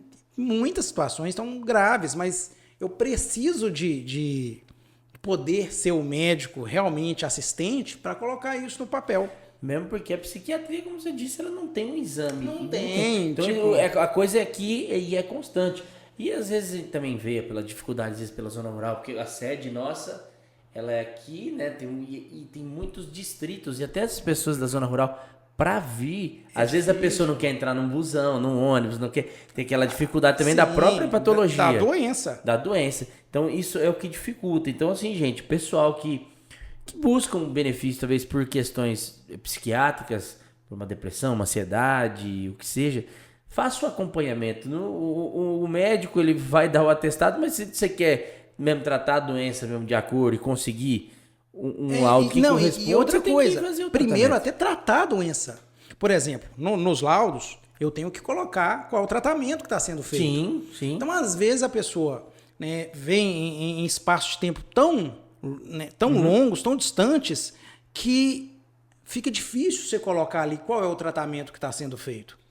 E são pessoas necessitadas. A grande maioria é necessitada. Né? E aí você fala assim, tudo bem que não venha todo mês, mas vem em mim pelo menos umas 3 vezes. Entendi. Num espaço de tempo que não seja tão longínquo. Vai te ajudar mais.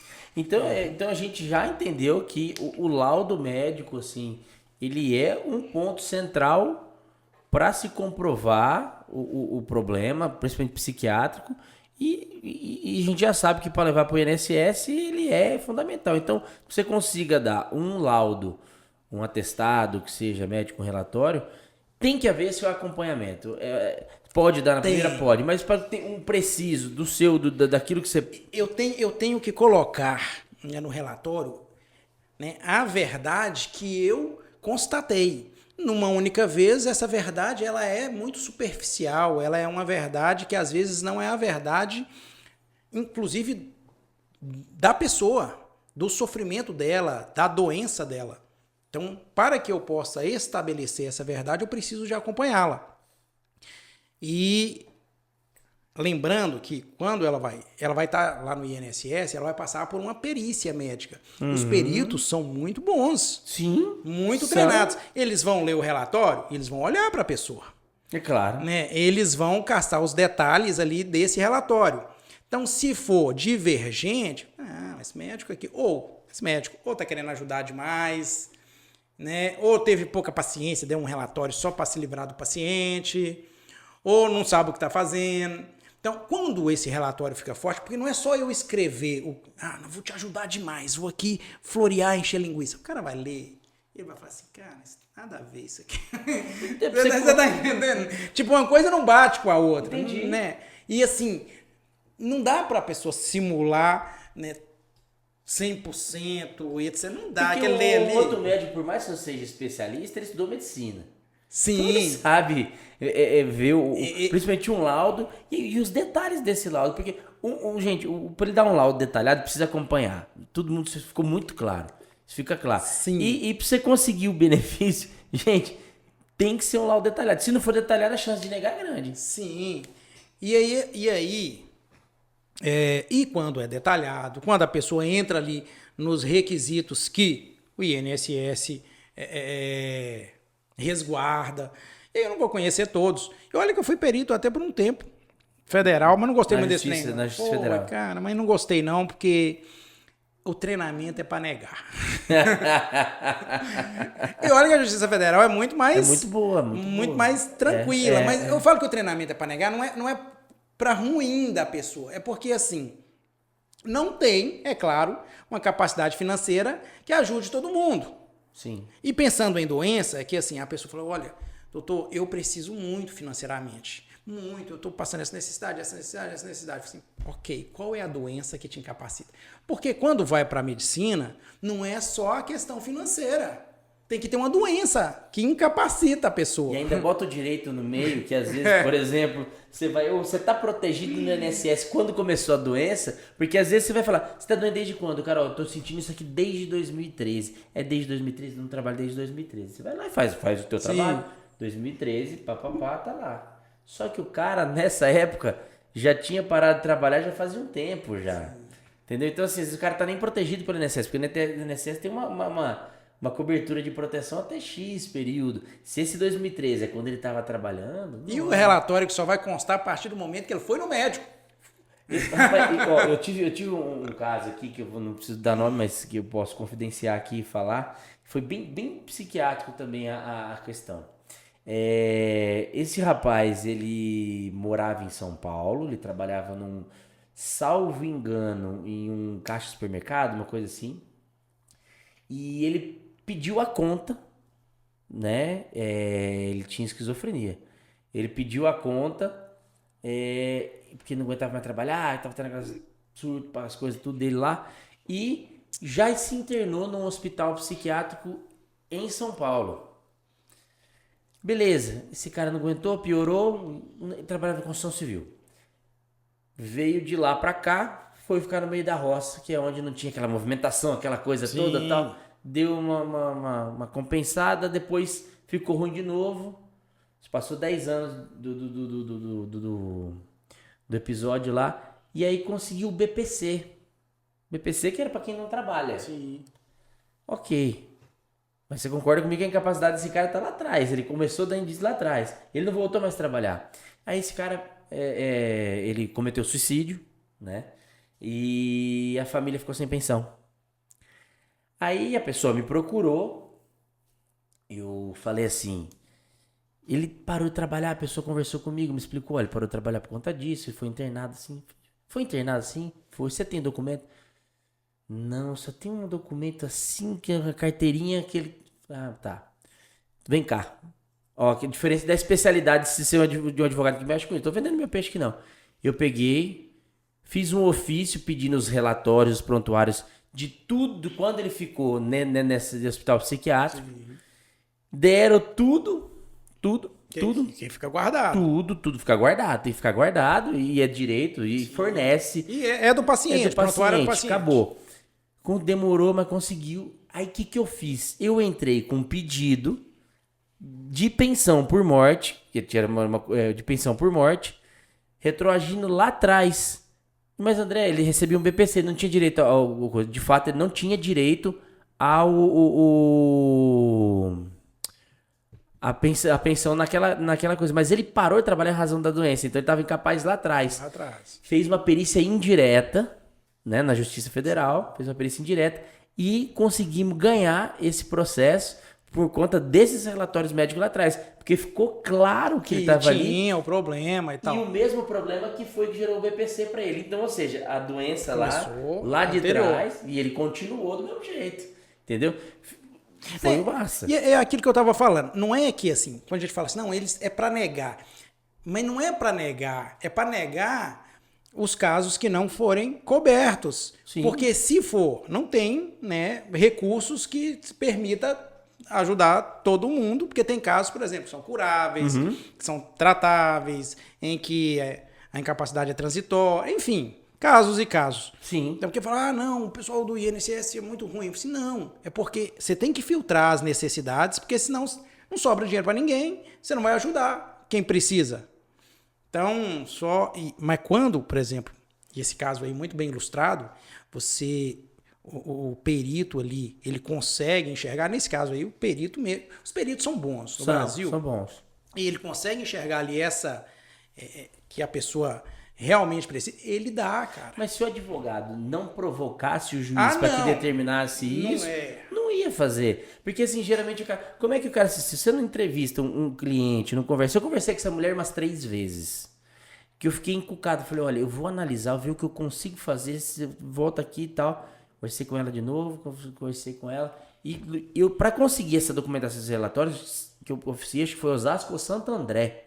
Daqui eu oficiei, eles mandaram. Cara, e aí foi uma burocracia, só entrega com gente, com procuração. Falei, tá, tudo bem. Nós vamos arrumar alguém, a pessoa tinha parente lá, foi...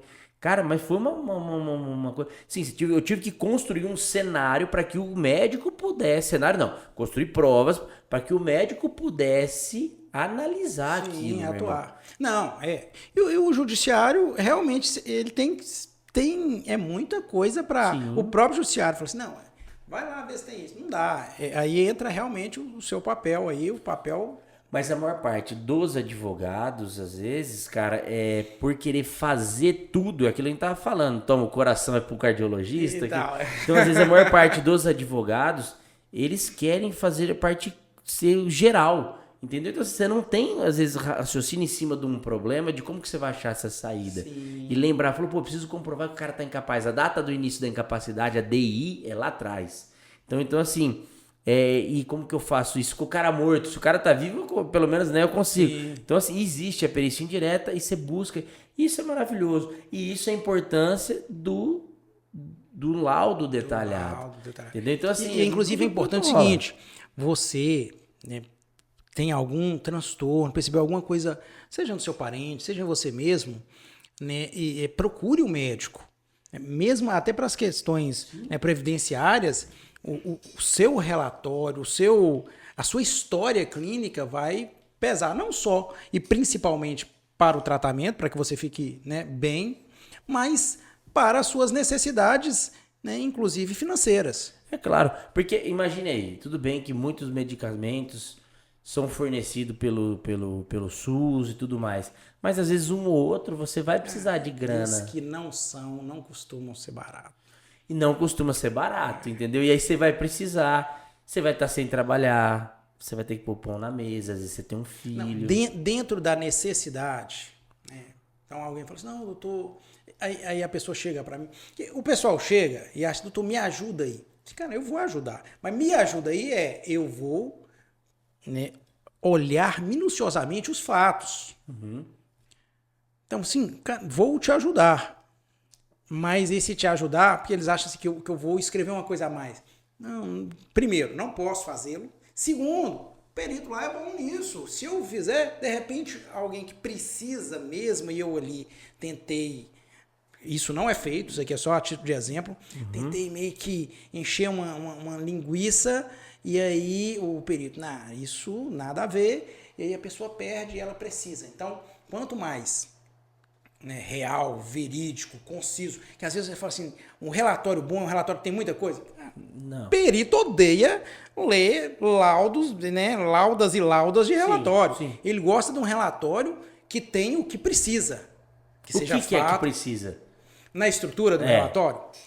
Varia, é claro, varia de patologia, varia de sei o quê. E aqui, falando como médico assistente e não como um perito Sim. ou como um psiquiatra forense. Esses são casos, né, mais específicos. Sim. Inclusive, a gente até acha que eu sou meio forense, porque tá doido, um monte de coisa, né, da psiquiatria forense que manda pra mim. Que aí, e o pessoal lá do judiciário fala assim, nossa, esse laudo aqui tá fraco. Eu falei assim, avisa o pessoal que eu não sou psiquiatra forense. E aí, assim, não vou adentrar, porque o psiquiatra forense estuda um pouco. O cara aprofunda no direito e a linguagem, né, muda e etc. Não, eu vou fazer o papel do psiquiatra assistente e o perito designado. E vou fazer da melhor maneira possível. Sim. E não vou, né, adentrar na psiquiatria forense. Mas, no geral, e aqui tem algumas diferenças, precisa qualificar a pessoa, quem é, qual idade. Ela começou a tratar, que é aquele negócio que a gente falou, o médico, doutor, eu adoeci em tal mês. Aí você passou na clínica. Às vezes eu chego, você tem algum relatório? Que eu coloco. O paciente foi internado em São Paulo, no mês tal. Porque, poxa, ajuda a pessoa? Ajuda, e ele tem um documento. Aí ajuda. Eu posso ajudá-lo com aquilo que é verdade que ele tem. Né? Iniciou o tratamento em São Paulo, foi internado em tal época com esse diagnóstico, papapá. Né? Ou então a pessoa, não, começou a tratar aqui no CAPS em tal data. Então, você qualifica a pessoa, quem é, qual a idade. Seria o histórico. E aí você coloca quando iniciou o tratamento e qual é a patologia. Né? E aí com o Código Internacional de Doença, que é o CID. A patologia é essa. Aí você vem e vai descrever o caso dele, porque as patologias, como a gente já falou, são diferentes, variam em intensidade, gravidade, etc.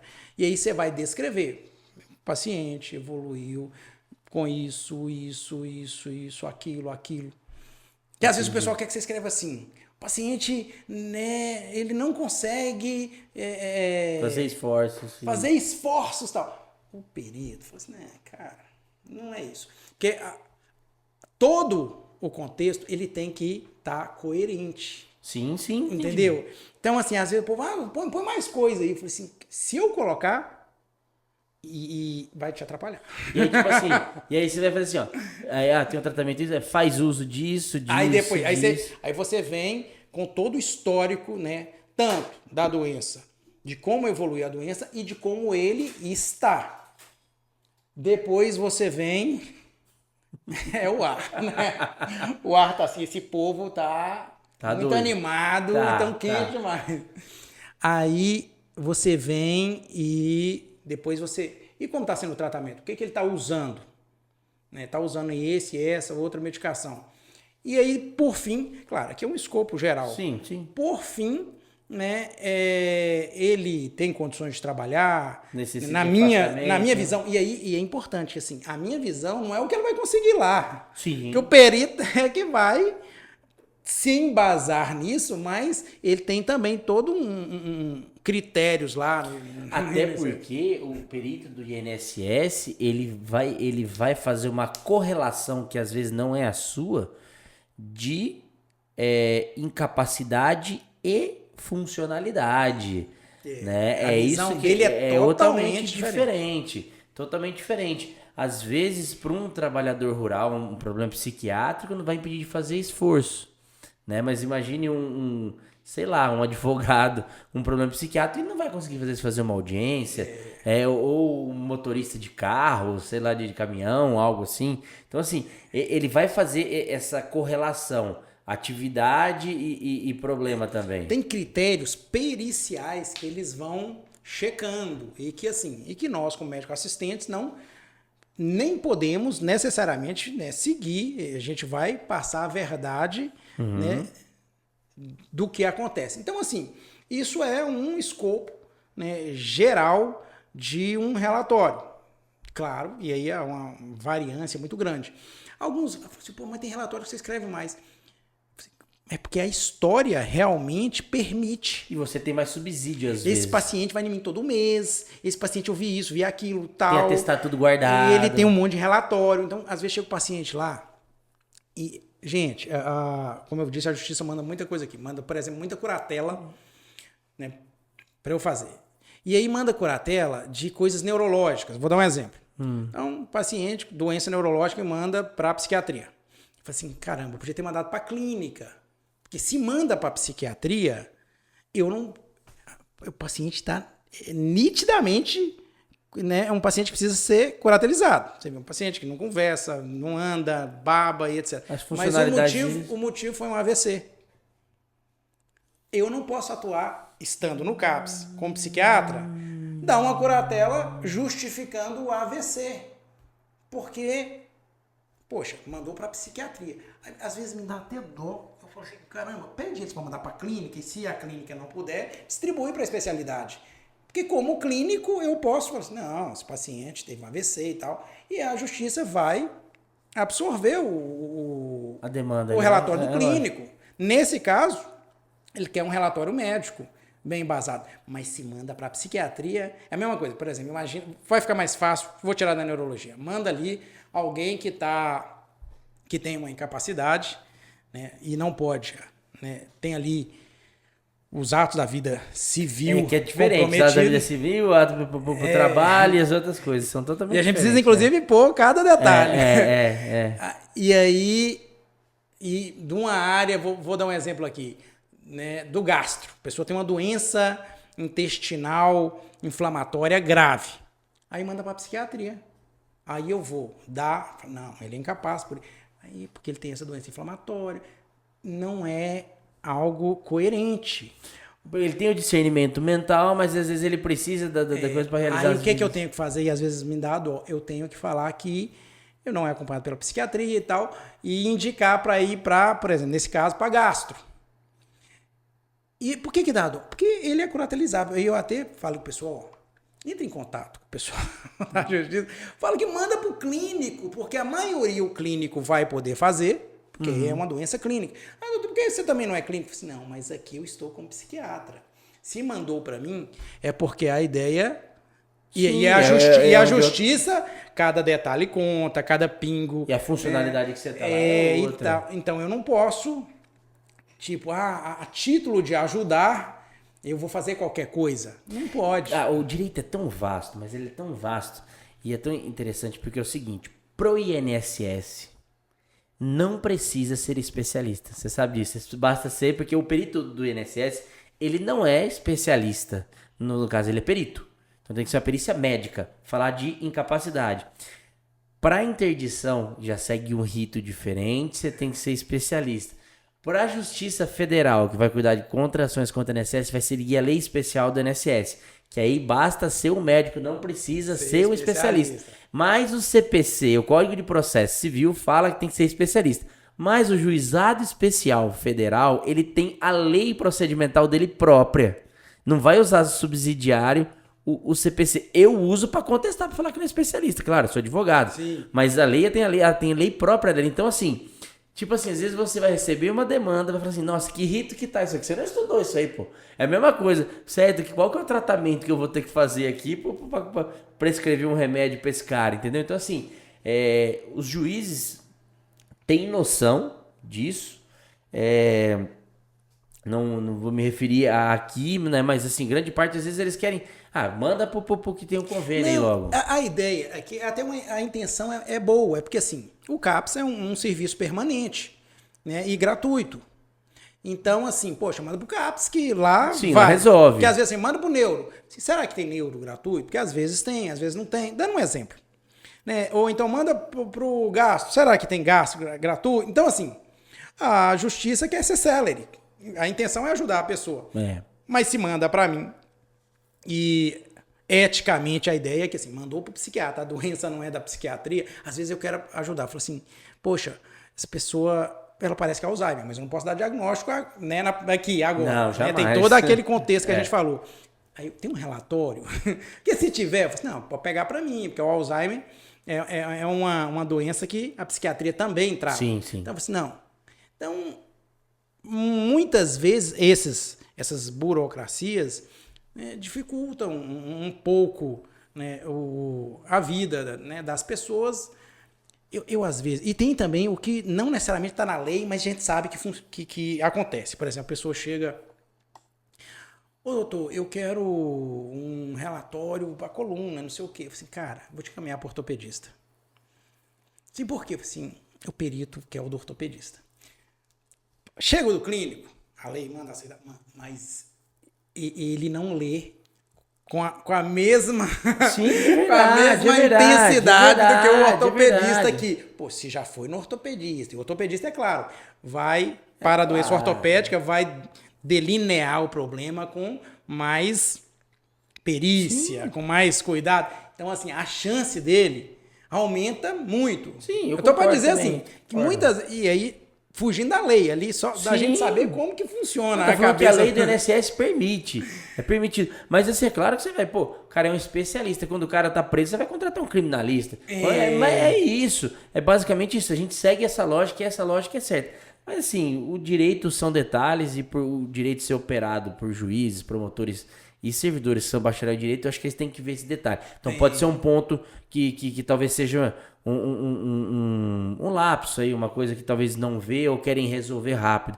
Mas aí chega um outro advogado da outra parte, o estudado dele vai pegar esse detalhe, vai derrubar, e aquele cara que eles quiserem ajudar vai piorar e o processo vai ficar 4, 5, 6 anos e esse cara precisando. Então eu acho que a gente tem que se atentar a esses detalhes e às vezes não mandar uma demanda tipo de gasto para um psiquiatra. Não faz sentido, entendeu? Então assim... Não, foi um exemplo que eu dei. Não, mas...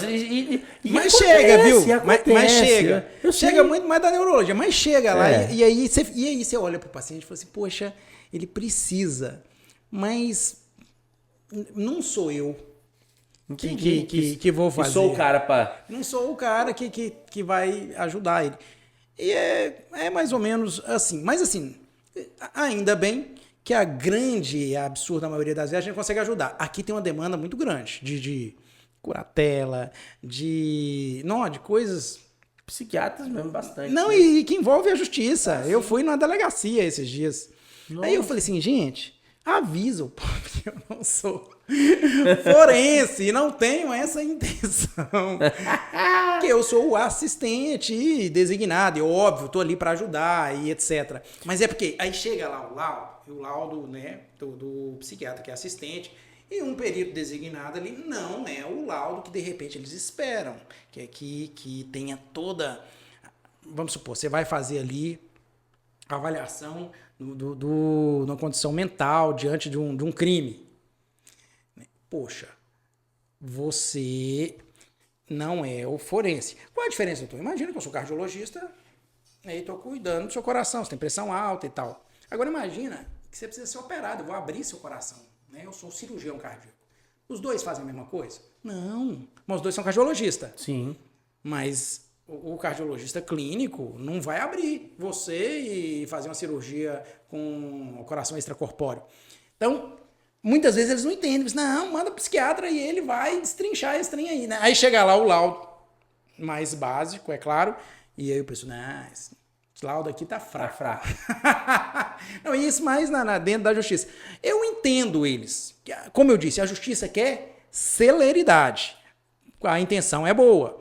Mas muitas vezes se esbarra, por exemplo, eu acho que não tem psiquiatra forense, né, num raio próximo aqui, por um motivo óbvio, uma especialidade muito peculiar, muito peculiar, envolve aí uma necessidade criminológica e etc., né, maior.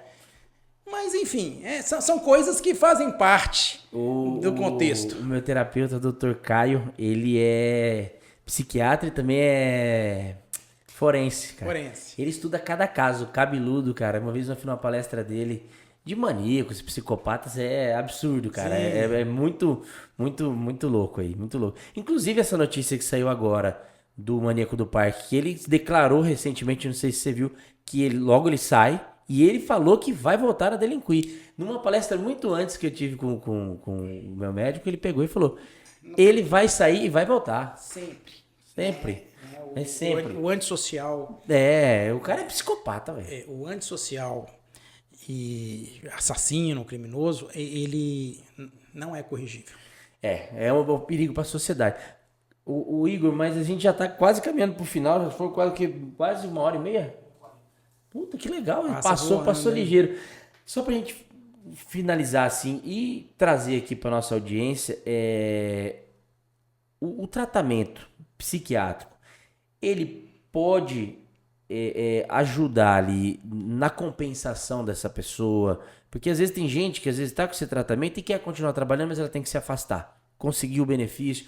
Tem tratamento que é efetivo, ele pode compensar a pessoa para depois ter uma atividade normal. A grande maioria. A grande maioria.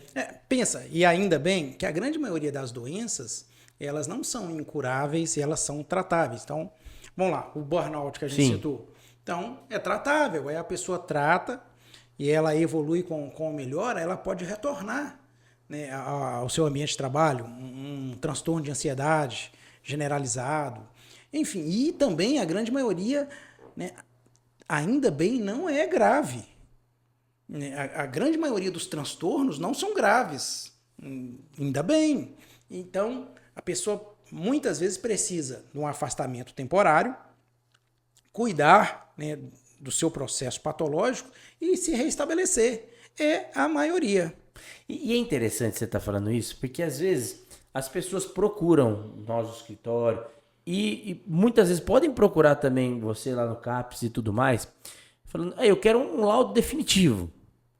Tem coisa que não é definitiva. Aí a gente não pode colocar. Não pode colocar, exatamente, mas entendo. Às vezes tem doenças mentais que são definitivas, mas se você pega no estágio, o médico, tanto o médico quanto o perito do INSS, ele vai querer te acompanhar por mais de um tempo. Então entendam que às vezes a gente não vai conseguir o auxílio-doença, a aposentadoria por invalidez de primeira.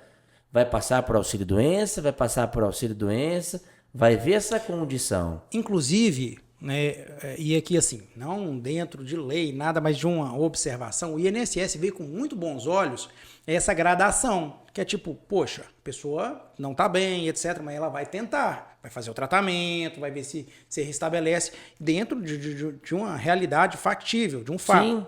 Sim. E aí a pessoa consegue voltar. Uma boa parte quer voltar a trabalhar. Como eu disse, ninguém quer estar doente. Quero estar doente. Resolvi, né, ter uma vida, né, horrível, né, de doença mental. O que teve um costume muito grande? A Previdência, ela deve ter quase uns 100 anos já no Brasil. Antigamente, a lei concedia o auxílio-doença, que hoje é auxílio por incapacidade temporária, mas sempre vai chamar auxílio-doença. E as pessoas associam doença com incapacidade, talvez por causa desse nome. Sim. Você está doente não quer dizer que você está incapaz. Tem diabético que trabalha, tem diabético que não trabalha, mas vamos lá. E o auxílio-doença, ele é temporário para quem tem a incapacidade temporária. Não é definitiva, senão seria aposentadoria por invalidez ou aposentadoria por incapacidade permanente. Mas antigamente,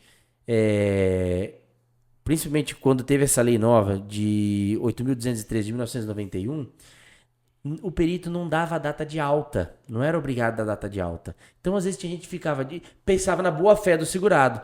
Eu estou recebendo o auxílio-doença, Quando eu melhorar. Não, tinha gente quando eu melhorar. Tinha gente que ficava 5, 6, 7 anos, às vezes, por um problema, sei lá, que compensava. 10 anos. Aí começou essas revisões. Começou com medida provisória, se não me engano, 767. Acho que foi isso. Do Michel Temer.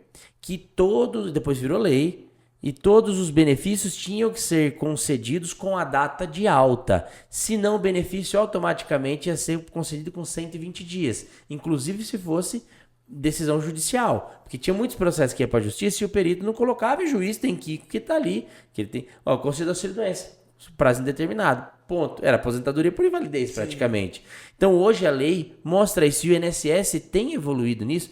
Então, assim, não é logo a gente sabe que tem doenças que são incapacitantes, que vai ser por muito tempo, ou vai ser permanente, mas precisa-se dessa temporalidade primeiro, até o INSS, perito do INSS, não estou falando se o perito é bom ou se é ruim, isso aí tem vários tipos de pessoas, em qualquer ambiente tem advogado bom, advogado ruim, médico bom, médico ruim, mas ele tem essa condição que é a lei que exige, então você tem que passar por várias vezes. Então, além do mais, quando procura um médico, ele vai prescrever um tratamento para sua melhora, ele não quer sua piora. Com certeza. Senão você não faz sentido você ir no médico, né? Você vai no médico só pegar o atestado? Não, porque ele quer cuidar da sua doença, que você melhore e se recomponha.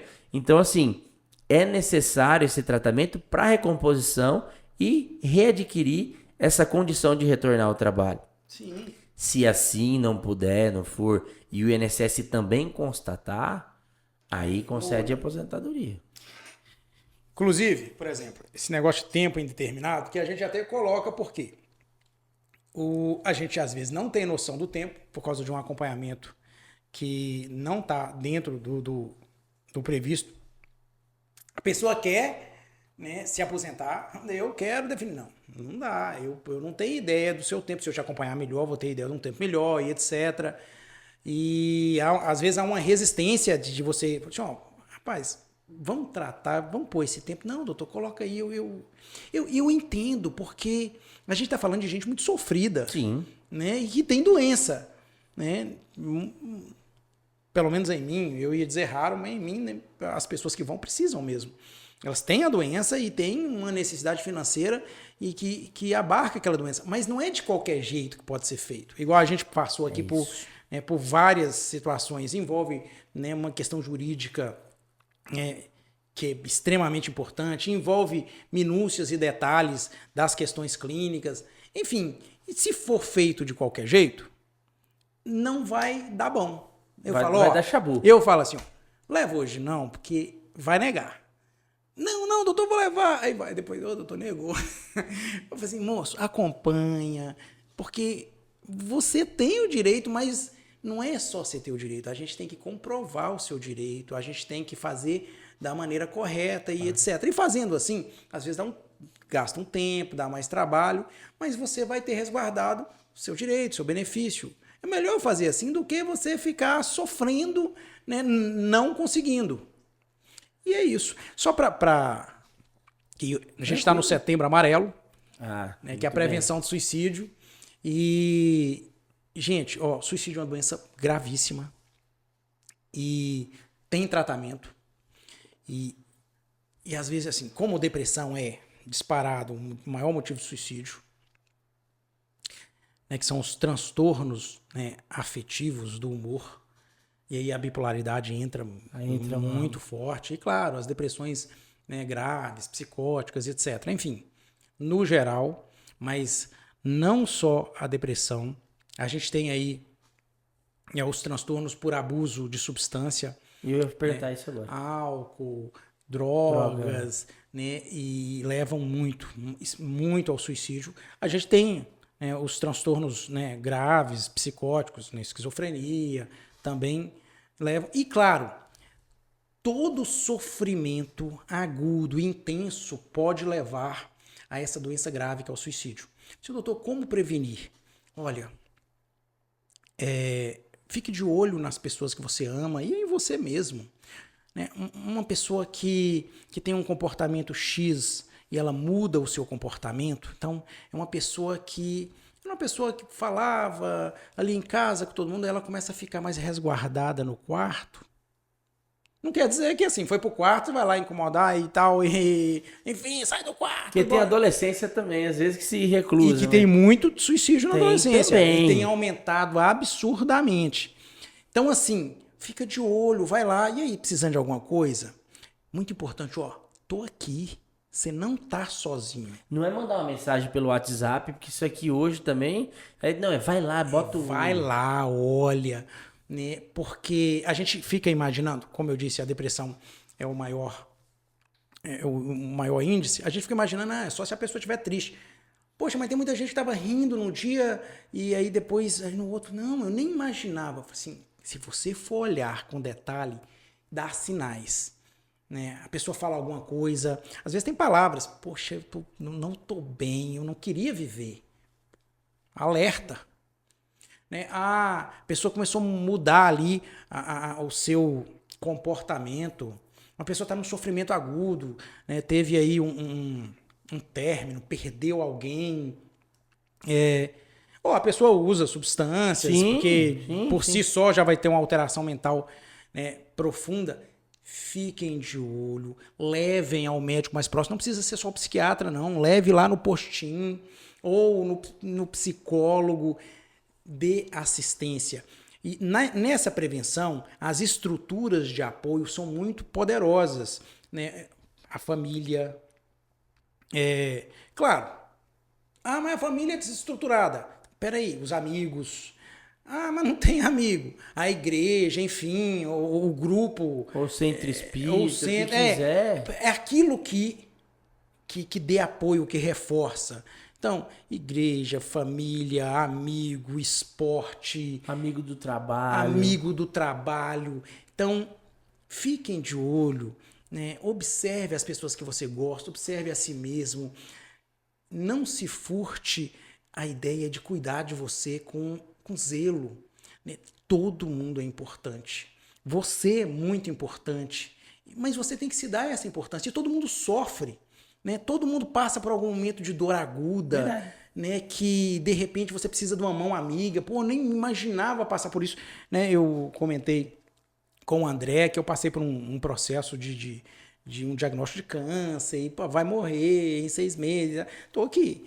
Né? Enfim, um dia a gente vem contar essa história, mas assim, cara, eu tive mãos ali porque você fica perdido, você fica sem chão. E é importante você saber, olha, você não está sozinho. Vem aqui, vem no CAPS, vai no postinho, vem aqui no André. É lógico. Cara, é muito bom de prosa, gente boa, energia muito positiva. Com certeza. Conversa com alguém na rua. Não deixe essa dor crescer em você e no outro. Vamos nos olhar amorosamente, é claro, para fazer essa prevenção. Claro que setembro, todo ano e todo sempre a gente tem que estar com esse cuidado. A gente escolhe os meses para aumentar essa propaganda e etc. E é isso, né? Para não deixar passar esse setembro amarelo, que é a prevenção, né, do suicídio, que é uma doença grave. Vamos, né, amorosamente nos cuidar e observar aqueles que amamos. E pegando nesse caminho de setembro aí, que é o mês de prevenção, né, do suicídio, gente, não existe dor que seja para sempre. Se você tentar resolver isso encurtando a sua vida, você está sendo fraco, às vezes. E você é forte. E não existe problema que é para sempre. Então, assim, encare ele e resolva ele. Se você não consegue resolver ele da forma que você está pensando, você conversa, arruma outra forma de resolver. Porque você ir lá e tirar a sua própria vida não vai ser a solução, vai ser um problema. E eu tenho certeza que toda pessoa que está aí é forte. E não tem mal que dure para sempre. E não vai ser a morte que vai lá e vai cortar esse mal, você tirar a sua própria vida. Não vai fazer sentido nenhum. Às vezes você tem filho, você vai gerar um trauma pro seu filho. Você, é a pessoa que você mais ama, sua esposa. Se você não tá bem com ela, você tem sua mãe. Tá? Se você não tem ninguém, você tem amigo. Você sempre é importante para alguém. Todo mundo é importante para alguém. Então pense nisso e não tome essa decisão errada, porque não faz sentido nenhum. E você não precisa passar por essa dor sozinho. Você não está sozinho. Você vai ter muitas mãos para te ajudar. né? Se não for, se não tiver amigo, família, ou vem no médico. Vai no médico perto de você, não precisa ser só o doutor Igor, não. Pode ser o médico aí perto de você, não precisa ser só o médico, pode ser um agente de saúde. Verdade, isso é importantíssimo. Porque às vezes o médico tá difícil, vai no agente de saúde, conversa, ele vai ajudar. Vai no enfermeiro, no técnico, no psicólogo, já é melhor ainda se você tiver aí à sua mão. Cara, você não precisa passar por isso sozinho. E, como disse o André, há cuidados que vão, né, mudar, né, a história desse processo. E é isso, cara. E às vezes, você conseguir dar a volta por cima, você vem muito mais forte. Mas enfim, já caminhando pro final, doutor Igor, foi um prazer aqui receber você, prazer enorme mesmo, a gente falar um pouco da importância da saúde mental, explicar a saúde mental, trazer ela pro trabalho, explicar ela detalhadamente como que são cada tipo de problema mental. Assim, foi uma aula para mim, tenho certeza que eu vou conseguir instruir melhor meus processos com isso. Foi muito produtivo aqui o nosso podcast. E para quem está nos assistindo agora aqui, chegou até aqui no final, eu vou deixar aqui um link aqui embaixo, tá? Para quando vocês forem pedir um atestado médico, para pedir certinho pro médico, tá? Eu vou deixar um modelo aqui embaixo, é só você preencher o formulário, você vai receber esse modelo, que é o que eu uso aqui no escritório. Você vai poder usar aí você na sua casa lá, pedindo exatamente, você vai preencher, tá? Isso é gratuito, você vai receber isso lá, só você baixar, você vai receber esse modelo. E é uma forma de que às vezes tem muita gente que não sabe nem se comunicar com o médico. Então é uma forma de a gente facilitar a vida dele. Olha, não é que o advogado está exigindo, não, aqui é um modelo de como que você pede, de como que assim, não que o médico não saiba, mas às vezes a pessoa não sabe pedir. Então a gente faz isso como se fosse uma forma de ajudar. De instruir, né? De ajudar, de instruir. Quer fazer mais alguma consideração, doutor? Não, muito honrado de estar aqui, de te conhecer. Como eu disse, não tinha a menor ideia, né? Energia muito boa. Eu tô precisando fazer network, então já, enfim. Já tem lugar. Já tá meu brother. E fui convidado lá um dia para ver lá os quadros lá na sua casa. Você tem os quadros, foi. Já convido a minha eu tô terminando ela, quando estiver pronta, legal, já tá convidado também. Gente, prazerzaço estar aqui. Muito bom poder, né, discutir de uma forma, né, gostosa, um bate-papo sobre saúde, que eu tenho certeza que o pessoal vai absorver mais. Vão sair, pelo menos com a cabeça, não vai sair do mesmo jeito. Isso eu tenho certeza.